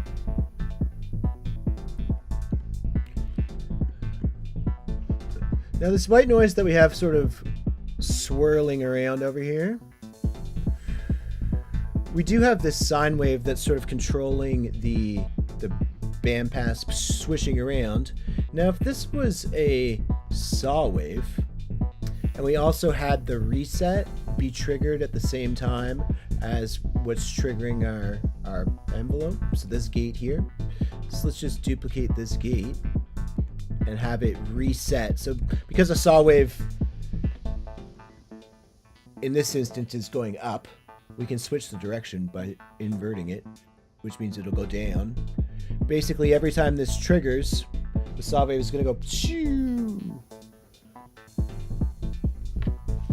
So we just need to make sure it's quite slow.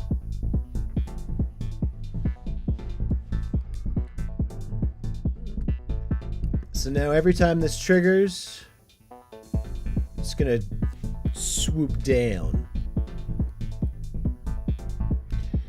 Cool.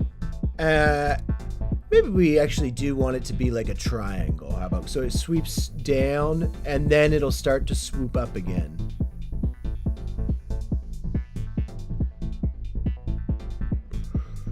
So maybe we speed it up.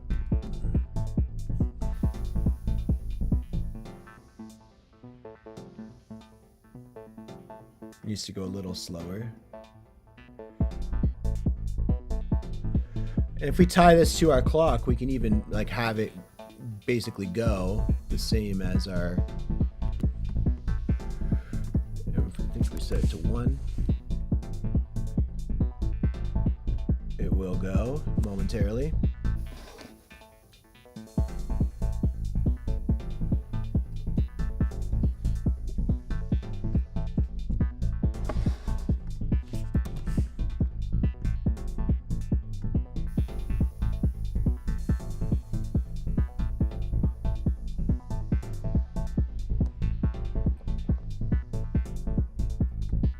That's great. It starts to sweep up at the end. Let's just make it a little longer on the release time.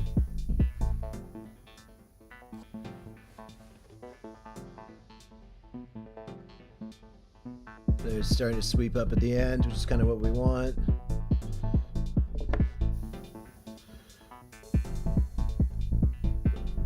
And maybe this we actually want it at 16 rather than 32. Let's try that.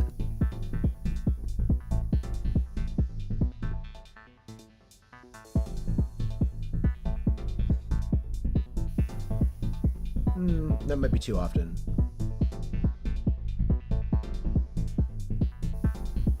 Yeah, it's gonna be 32.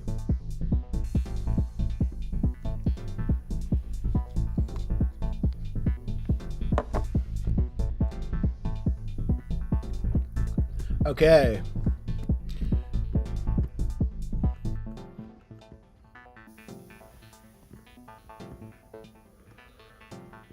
This is great. Let's have some other sort of modulation as this goes. Maybe turn this white noise down, it's a bit loud. And let's hit reset too.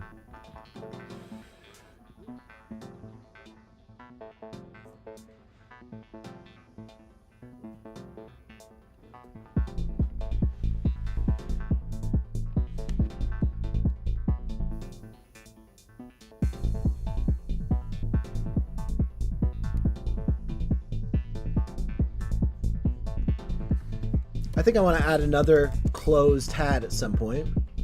So let's grab another little hat.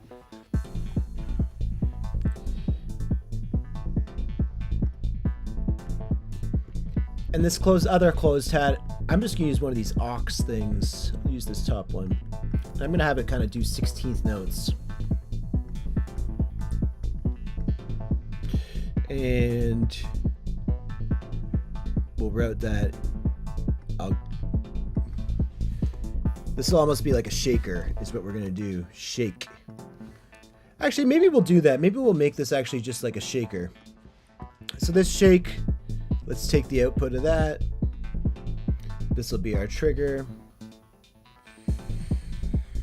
And we'll take that.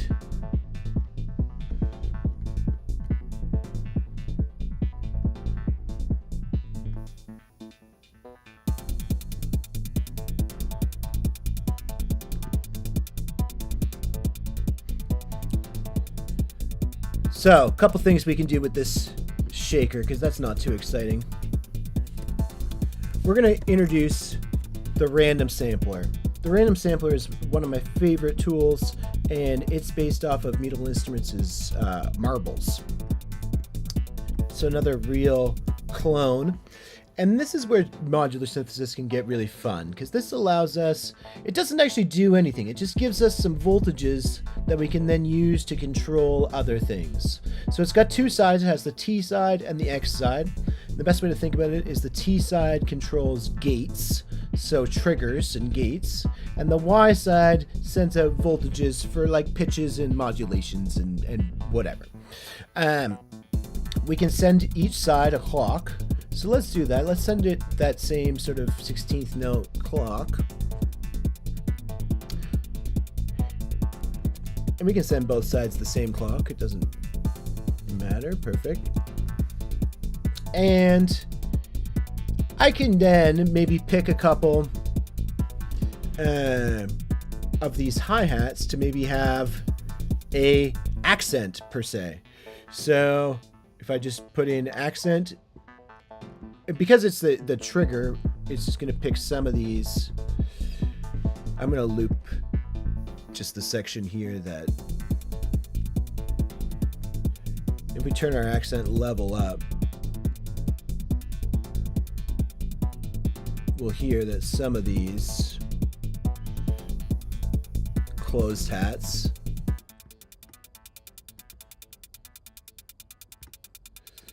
will have some. That accent isn't doing too much.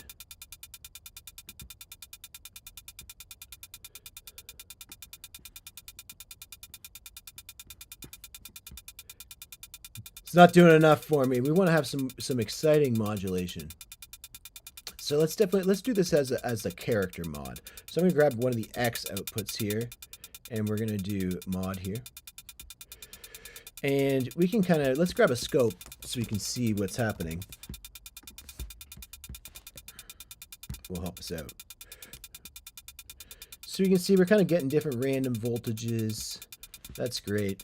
But let's maybe make them just highs and lows. So if we do spread, you'll see that they kind of are getting closer together. And if we turn this up, they're almost getting further apart until we get to all the way to the end. It's just gonna be up and down, high and low, which is kind of really what we want. And we want it to kind of be clocked, so that this is great. We want it to be chunky. If we go to one or the other, you'll see they're like really blocky, versus this way it'll round out the edges. But we want them to be blocky. We want just certain ones to be like longer than the others. And then we can choose a bias, and how the bias works is it basically is picking between this X output and this X output. Which one are you selecting to be sort of on or off? So if we have it be this way, it's going to shoot up this one like more often. But we don't want it actually that often. We kind of want it this way. And all right. So this, if we turn up this character mod, all right, that's cool. We're kind of getting some different randomizations with that. Maybe it also does the accent as well. All right, we're getting some randomness now.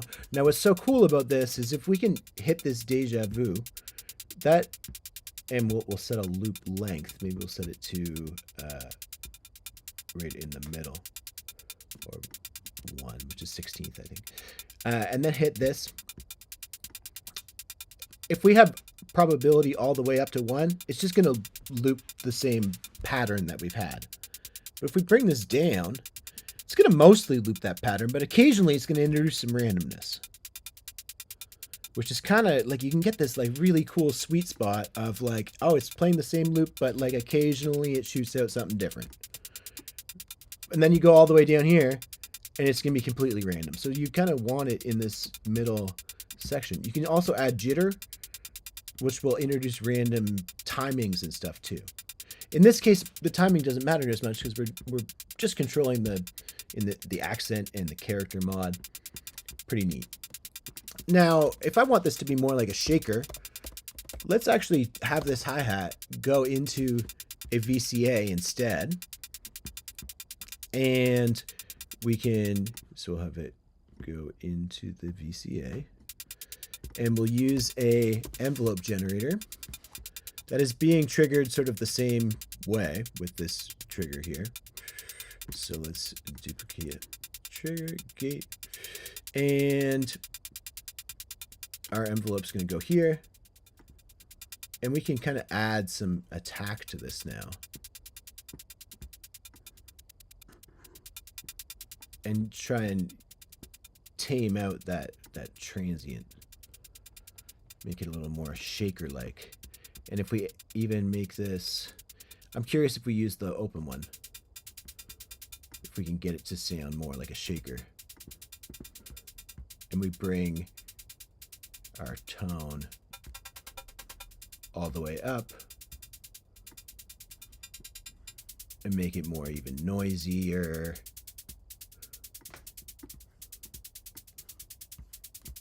Cool. And the noise, the pitch doesn't matter because we're just using sort of noise right now. Cool. We got a shaker. Let's give this shaker some reverb and delay. Whoop. Maybe it's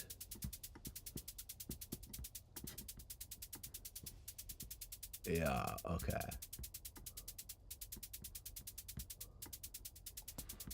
Great. Got some reverb, got some delay, got some randomness. Maybe it also kind of like ducks out when the open hat plays. So our open hat. Great. Gonna sound a little weird, but I think when you hear it with the other hat,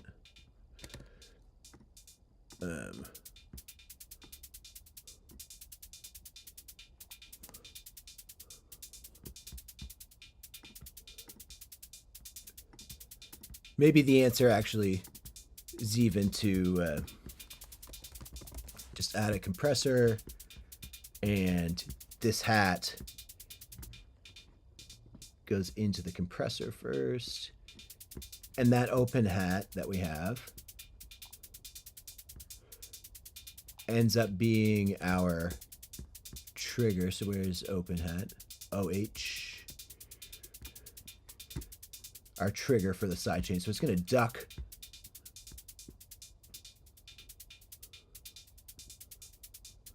when that other hat happens. Now we got a real shaker loop.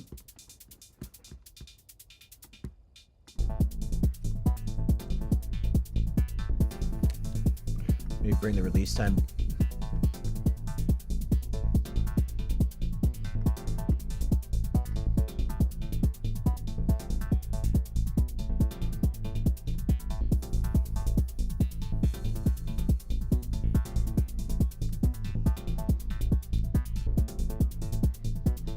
Cool. All right.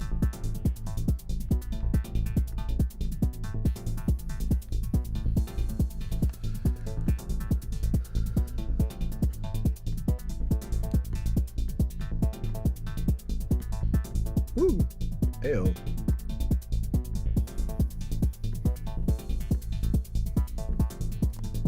Let's take out some things here just for some fills.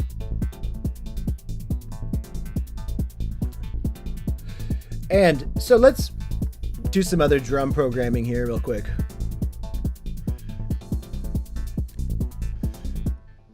I think the drum programming will be cool. So we can select some different drum patterns here. We're not only limited to this one drum pattern. So how this works is this will cycle through all of these here, and we can choose the sort of cycle speed and whatnot, or we can individually choose which patterns are playing by selecting an input here. Now, for ease of today, we can copy the current pattern. We'll go to pattern 2 and paste it. And maybe pattern 2 is sort of the same, but has some other things in it. Maybe it has, let's load up another snare module. And maybe pattern 2 has a snare fill that is just something looks like that. We'll have this run here. We'll call this snare 2. Snare 2, trigger, and then out.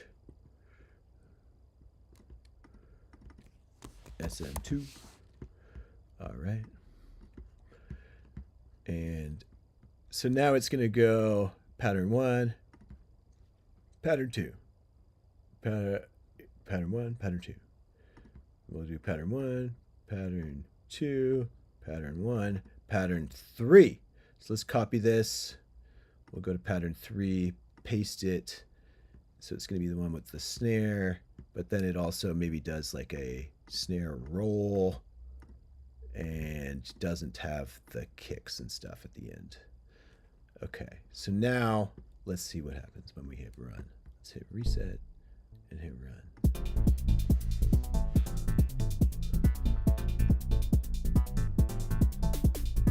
Oh yeah, there's our new snare. Happening every other time.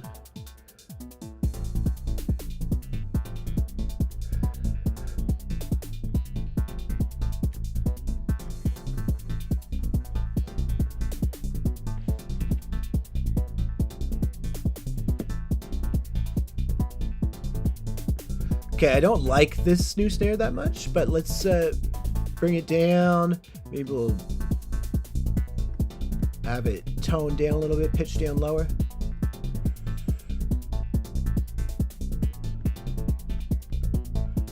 Have it tighter. There we go. Give it some verb.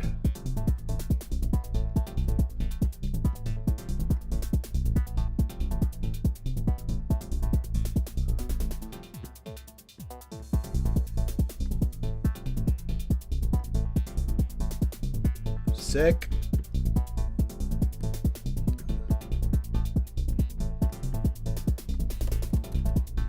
Let's have an octave. So what I want to have happen here is basically for this acidy synth to go up an octave. And so in order to do that, I'm going to have it go through this. So have our gate leave here.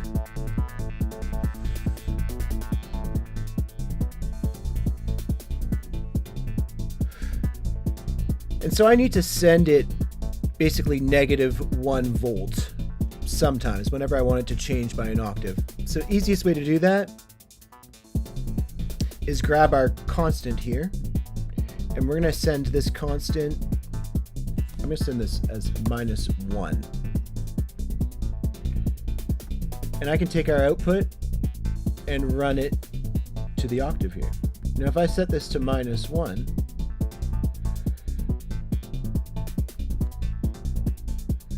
and now if I turn this on, it should go down an octave. Maybe it needs to go all the way down. Oh, I know the problem. I'm sending it to our gate, not our pitch. That isn't what we want to be doing. The gate is totally fine. Oops. Gate, totally fine. It's the pitch that we need to change.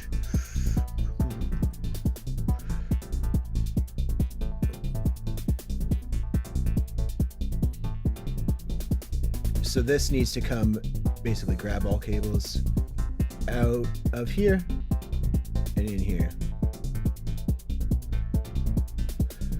Let's see, when this happens, it should drop down an octave.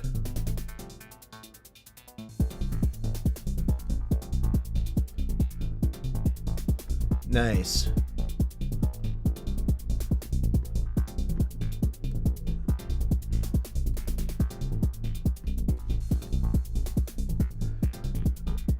All right.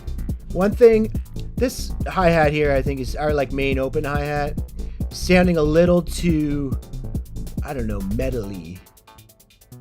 It's this one.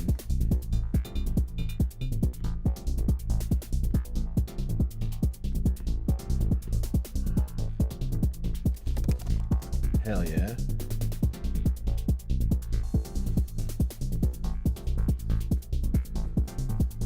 Hell yeah.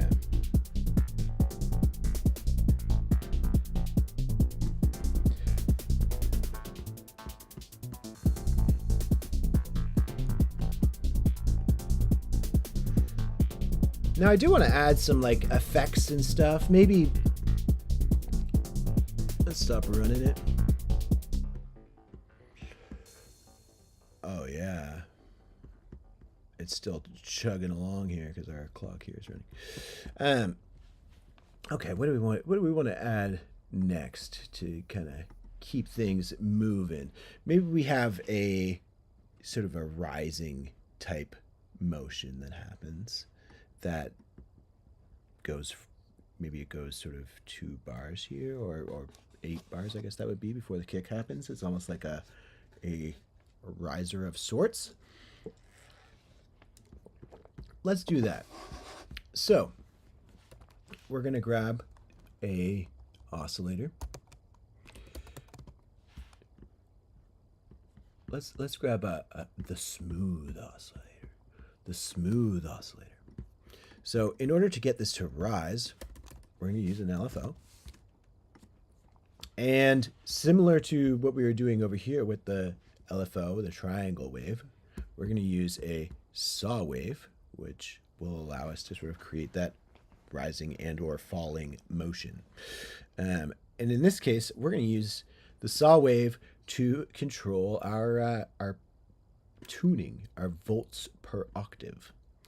Now, if we just do this, it's really gonna be too much, and you'll see why if I'll turn this down really quickly. Wow, what a cool, crazy sound! But it's as cool as that is, it's pitching up way way too high, and too much. Even if we start it real low, it's just too much. So we're going to use probably one of the most important modules in VCV Rack. It's called Rescale. And you end up using this all the time. If you're new to VCV Rack, definitely familiarize yourself with Rescale. So this allows us to send an input, and then if gain's at 100%, it's as if this isn't here. But if gain is at, I'll load up a scope to show you exactly what's happening.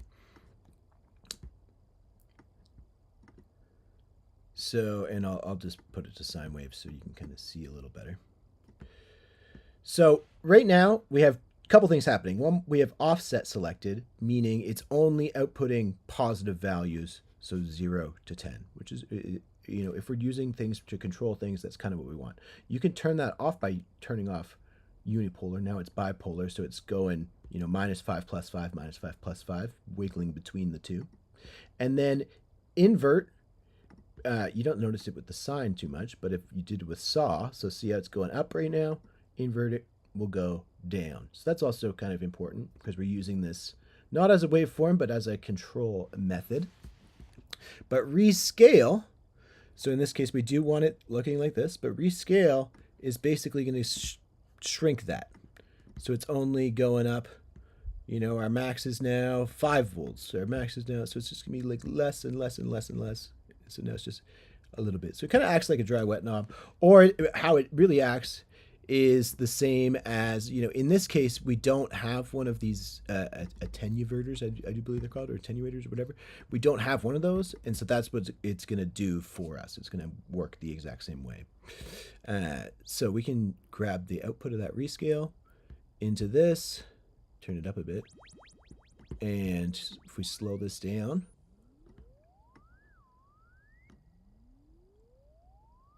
now it doesn't go as high, which is great. And we want to bring this way down. Probably want to slow this way down too. Maybe we'll give it our 32-second clock and reset as well. So basically it's going to reset every 32 seconds. 32 divisions, which I do believe is 16 bars.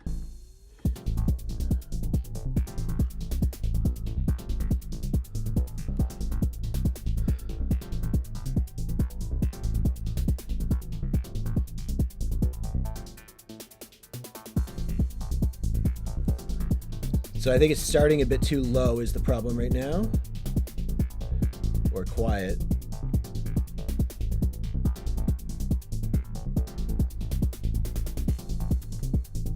Just set our frequency to 1, which is what we want. Might be going too slow. Maybe our frequency needs to be 2.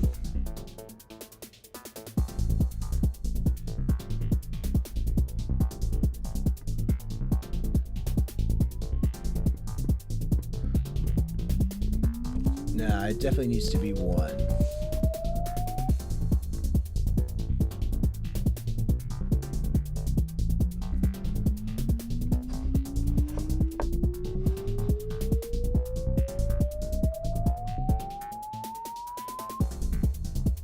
Cool. So now we have a riser that's happening over basically the whole span.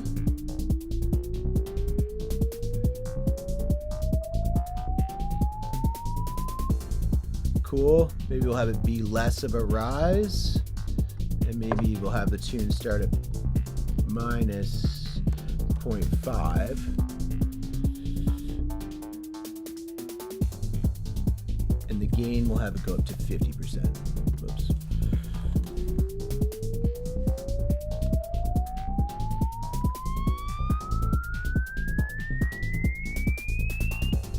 Too much. Too much. 25 for sure.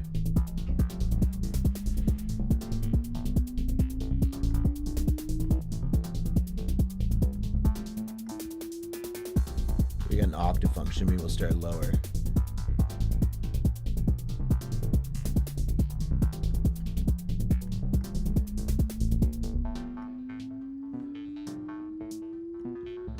Reset, reset.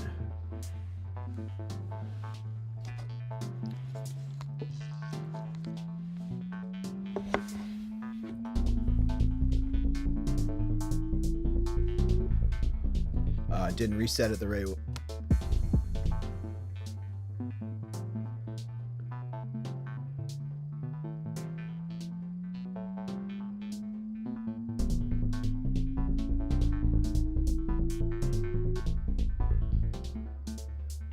Huh.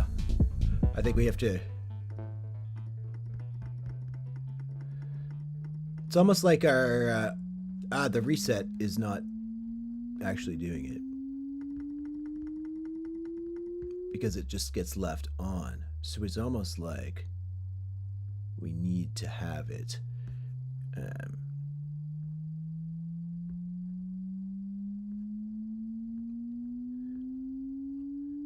get reset whenever we hit run.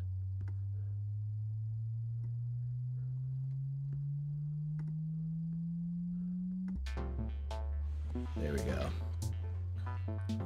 So when we hit run, it resets and does our sort of 8-bar automation.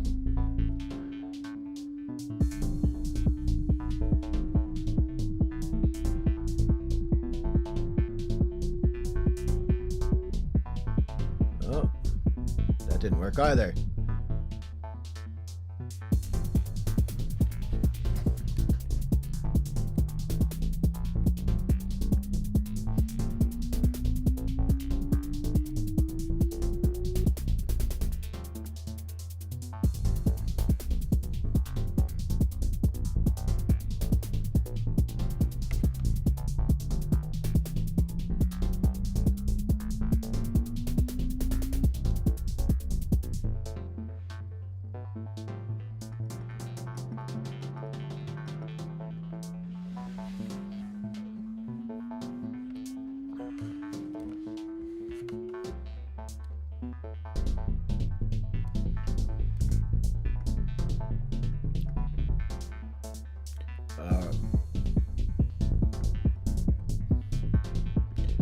I'm going to use our arranger to sort of trigger this, is what we're going to do. So 2 things. One, I'm going to make this rise, and this will be rise trig.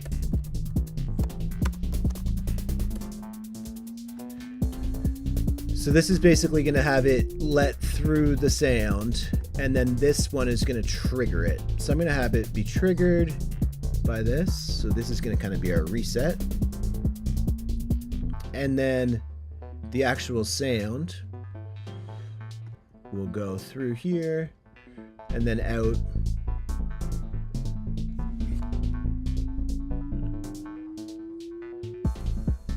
There we go. And so now it only is going to play sometimes. And so maybe we'll do it again at the end.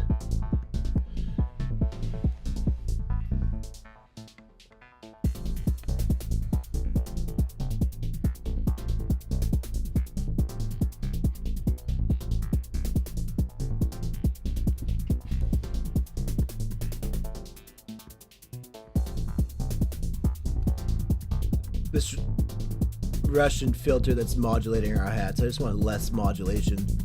Oh yeah, there's our riser again.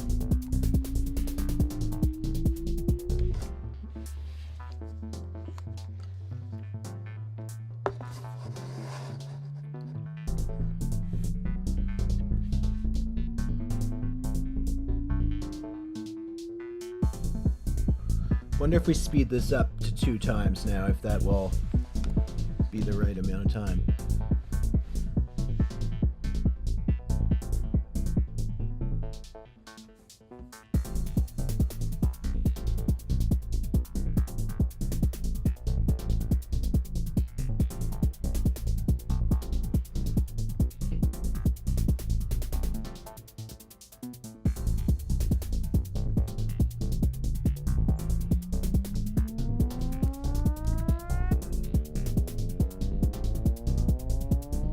Okay, so it's definitely 1 time is what we want.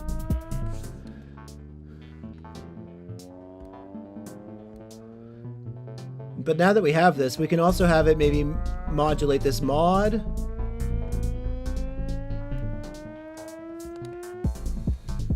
Cool, maybe it gets the triangle on that one, so it'll go down and then up on that mod. It'll sound kind of neat. And maybe sine wave on the other. But it's all going to be, what I'm actually going to do is grab a duplicate of this. So I can copy this, and I can even paste it with the cables, which how does that work? You can duplicate with cables. Command Shift D. Command Shift D. Which is great, so we still have our reset and stuff. But this one I'm going to do times, say, 4, and maybe grab the sine wave. Maybe we'll do 8, 16. Well, I guess we can just send it a different clock is what we can do. Maybe send it our 16th note clock.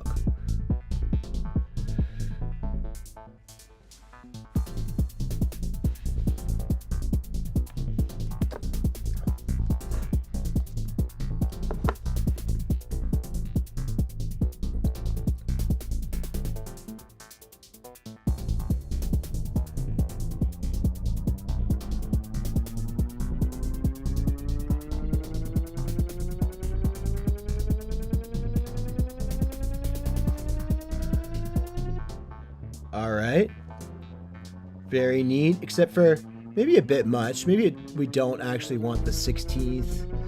We do 0.5.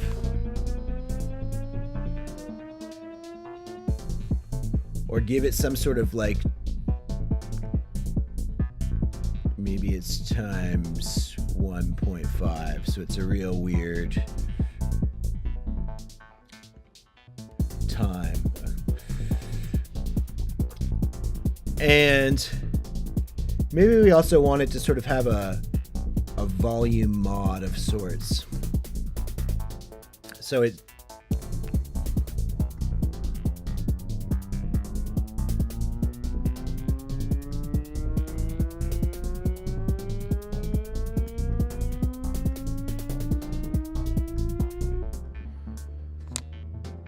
neat. One thing, I want this to maybe start higher. Maybe we have some noise that gets introduced.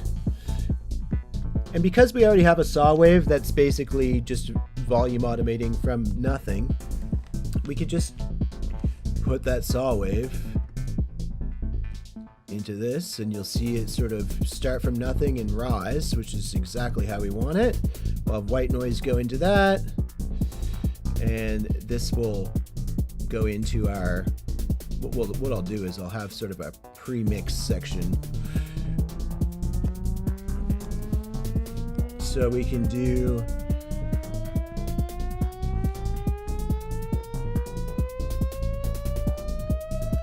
this VCA mixer of sorts. So I'm going to take the output of that,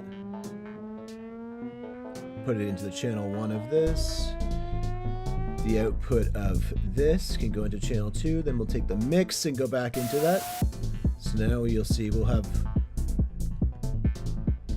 let's just do our rise here over. So white noise is going to be slowly filtering in. Maybe I would be quieter. Turn it down here too.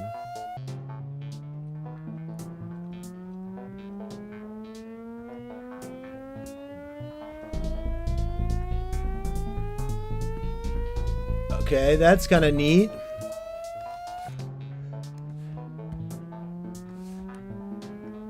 Maybe we will have another LFO that is modulating some of the... We've got to rescale. So the LFO, in this case, we're going to go into the rescale. And maybe this will modulate the volume of...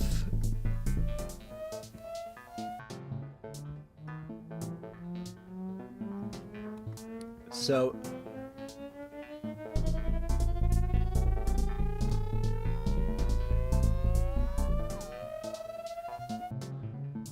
And what's great is I can kind of control this frequency.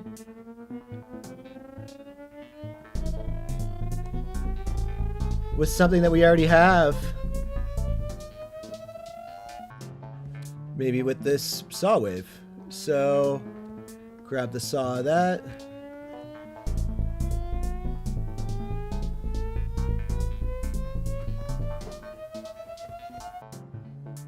Maybe it goes up quite a bit.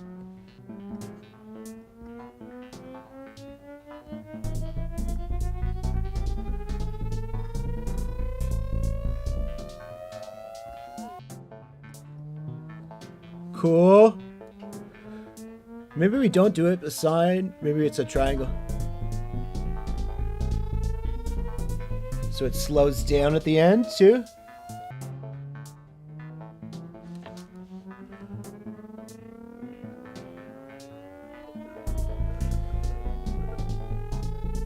Woo! Starting to sound pretty gnarly. So maybe we want to have this be a little stereo as well. So maybe we add another one of those smooth oscillators. And we're pretty much going to copy all this other stuff.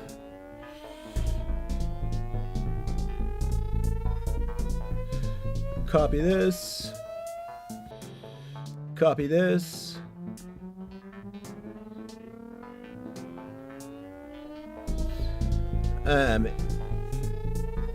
In this instance, the way we've done it, because we've just put the rise on one channel here, we like need to have it on two so we can kind of do stereo.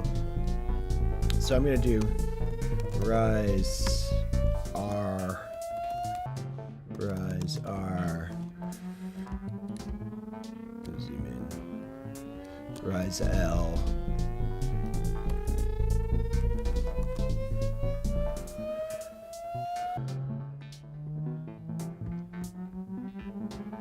And so we have white noise on channel 1, and then we're going to have our two things here. So instead, we're just going to send our white noise to both of them. I'm going to bypass all of this. We're just going to send our white noise to L, and then also to, whoops, to R. Go to both. Probably just have to turn this down.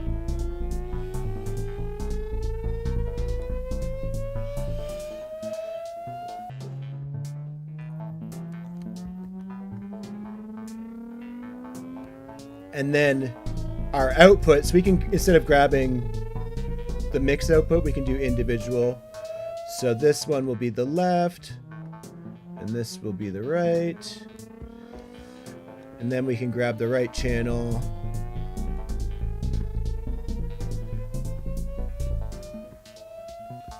The only thing we don't have is this mod here from this triangle. There we go. Now we have a stereo sound. And we can kind of detune these oscillators too. So now we really got a stereo sound.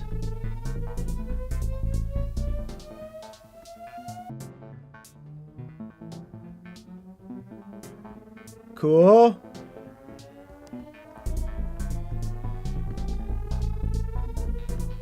Maybe this whole sound is actually just much quieter. And let's drown it in verb.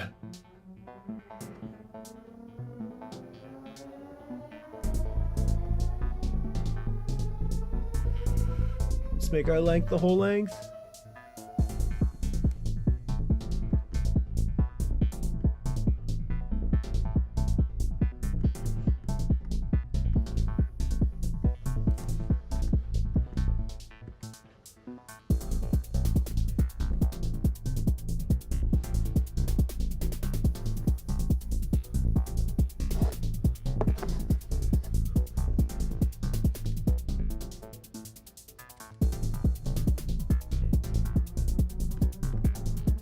All right. So we have our kick here. Maybe we saturate a little more. Maybe a little more boxy.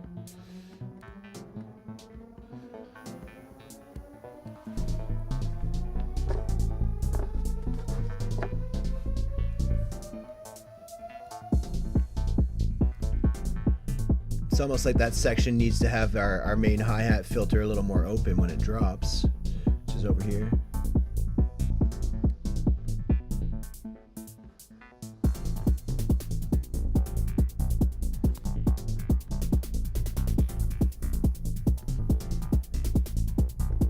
Bass up a bit.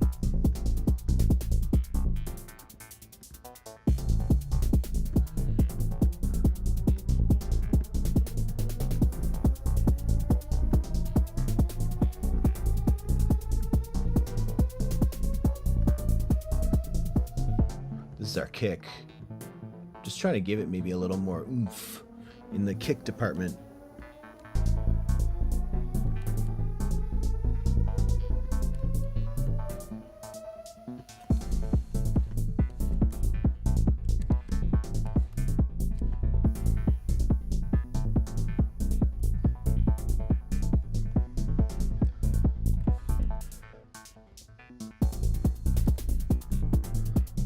Okay, this, our little new accent snare is very cool, but maybe just a little loud. Snare 2, maybe give it some more verb, maybe some delay too, could be nice.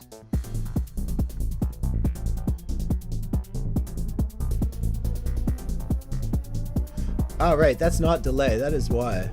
It's this, the third one.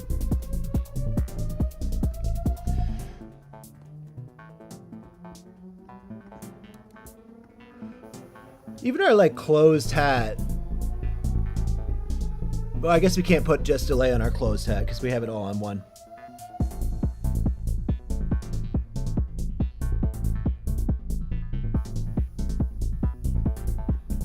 Cool.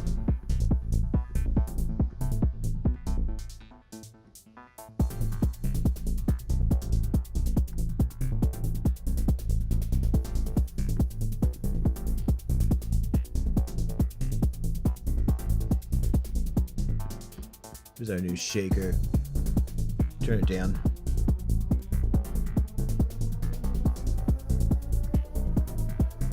Riser needs to come down. It's way too loud. And again, we can EQ all this stuff individually here. We haven't really done much of that. So maybe our riser, our new riser, doesn't have any low end. It can be nice. Don't need any of that sub stuff. Just kind of...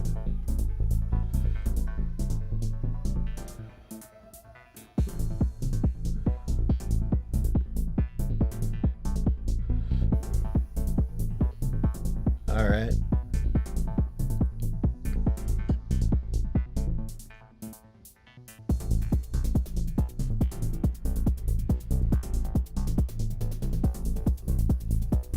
Now, something else that we could do just for fun is basically allow, say, maybe like a LFO.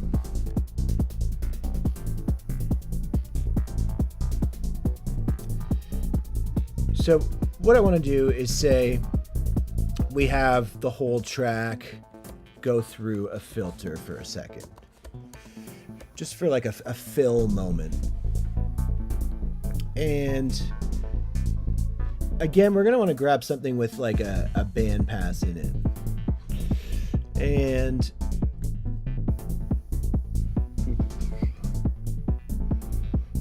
maybe we'll use the DJ style filter. And I'm going to take our whole output here. So right.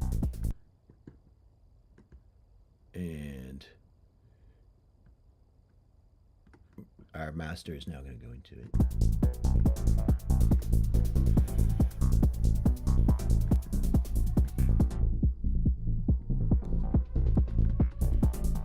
Cool. Got some options there. So two things I want to do is basically we can use our let's do an LFO. And we'll use rescale.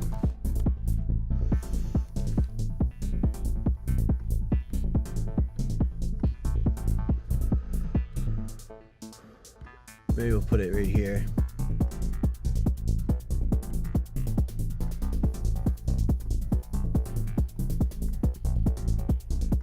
We'll move it. So let's grab this LFO and we're going to do it to the frequency. Which isn't really... Wow, how fun. And that's not what we want at all. We want it to be real slow.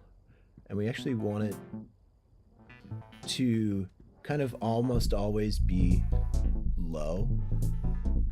And we can turn the gain almost up.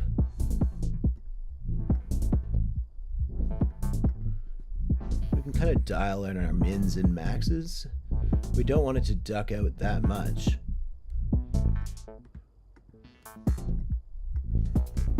Oh, I'm not actually going into this. That's the problem. I was like, why isn't anything happening here? There we go.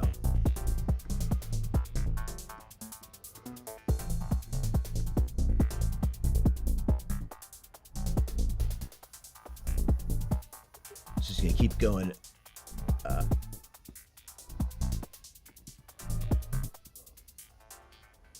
All right. So that kind of like high passes it, gets rid of the bass. Which I almost want, we want one of those.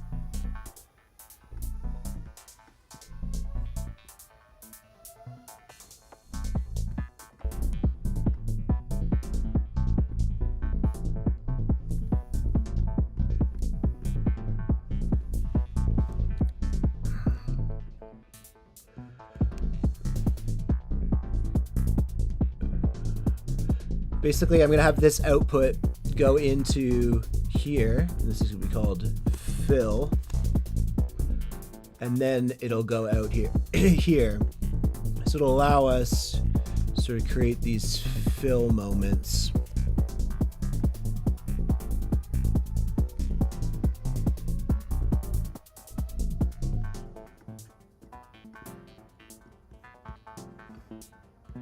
And we maybe probably want less of that.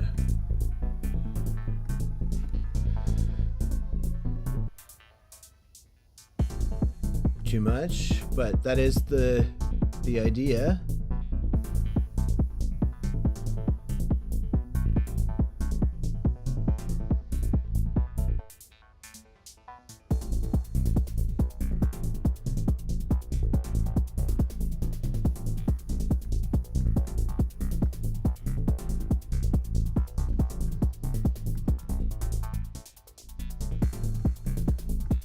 Less of this, more of this.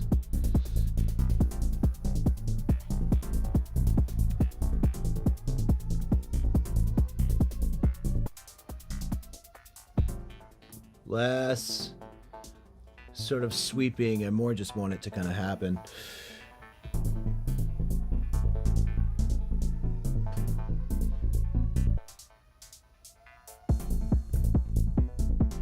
There we go.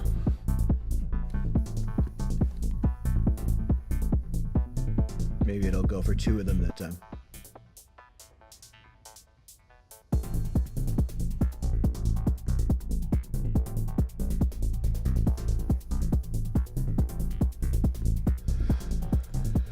Almost wanted to do the same thing, but in the other direction too. Let's try it. So it kind of goes both ways. So we're just literally just going to send the output of this straight up to this other one. And we're going to use the same thing, but the other direction.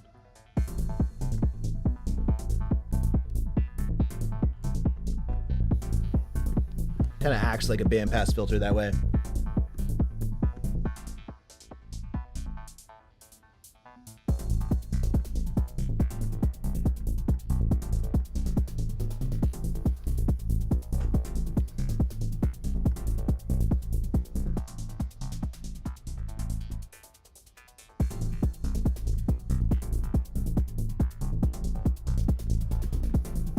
I'm just going to kind of set them all up for now.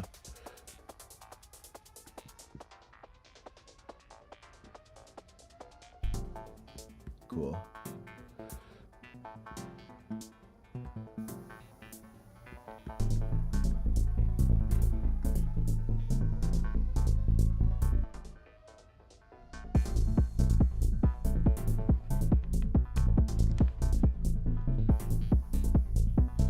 Very sick. Let's hit reset. So it starts over at the very, very top.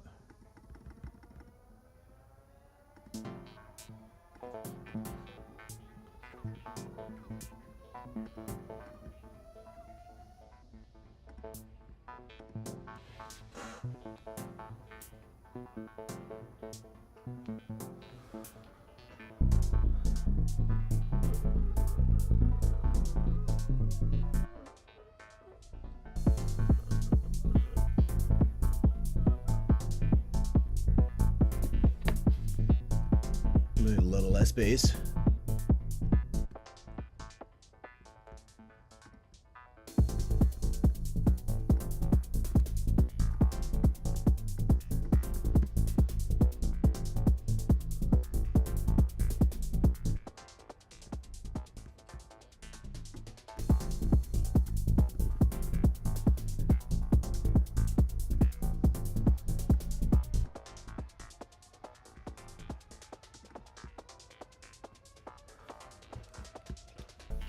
It's almost like it's doing too much of that.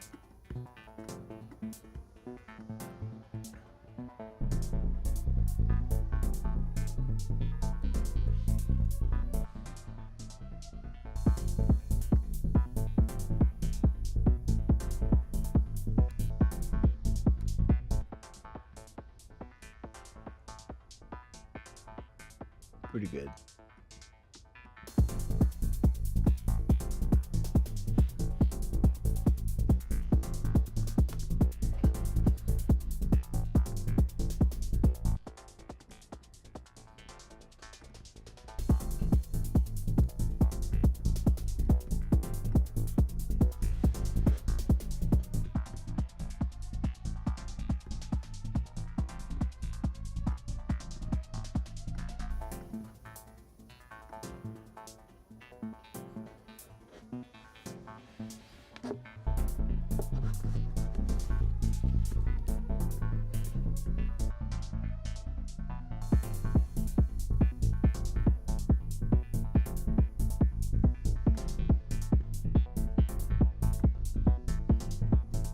Maybe the acid one doesn't happen on these.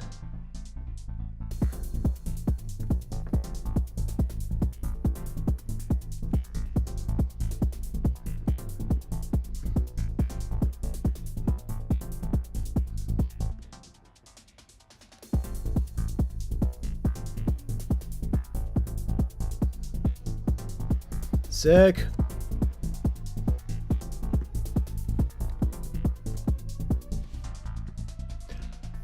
All right. I think we might leave her there for today.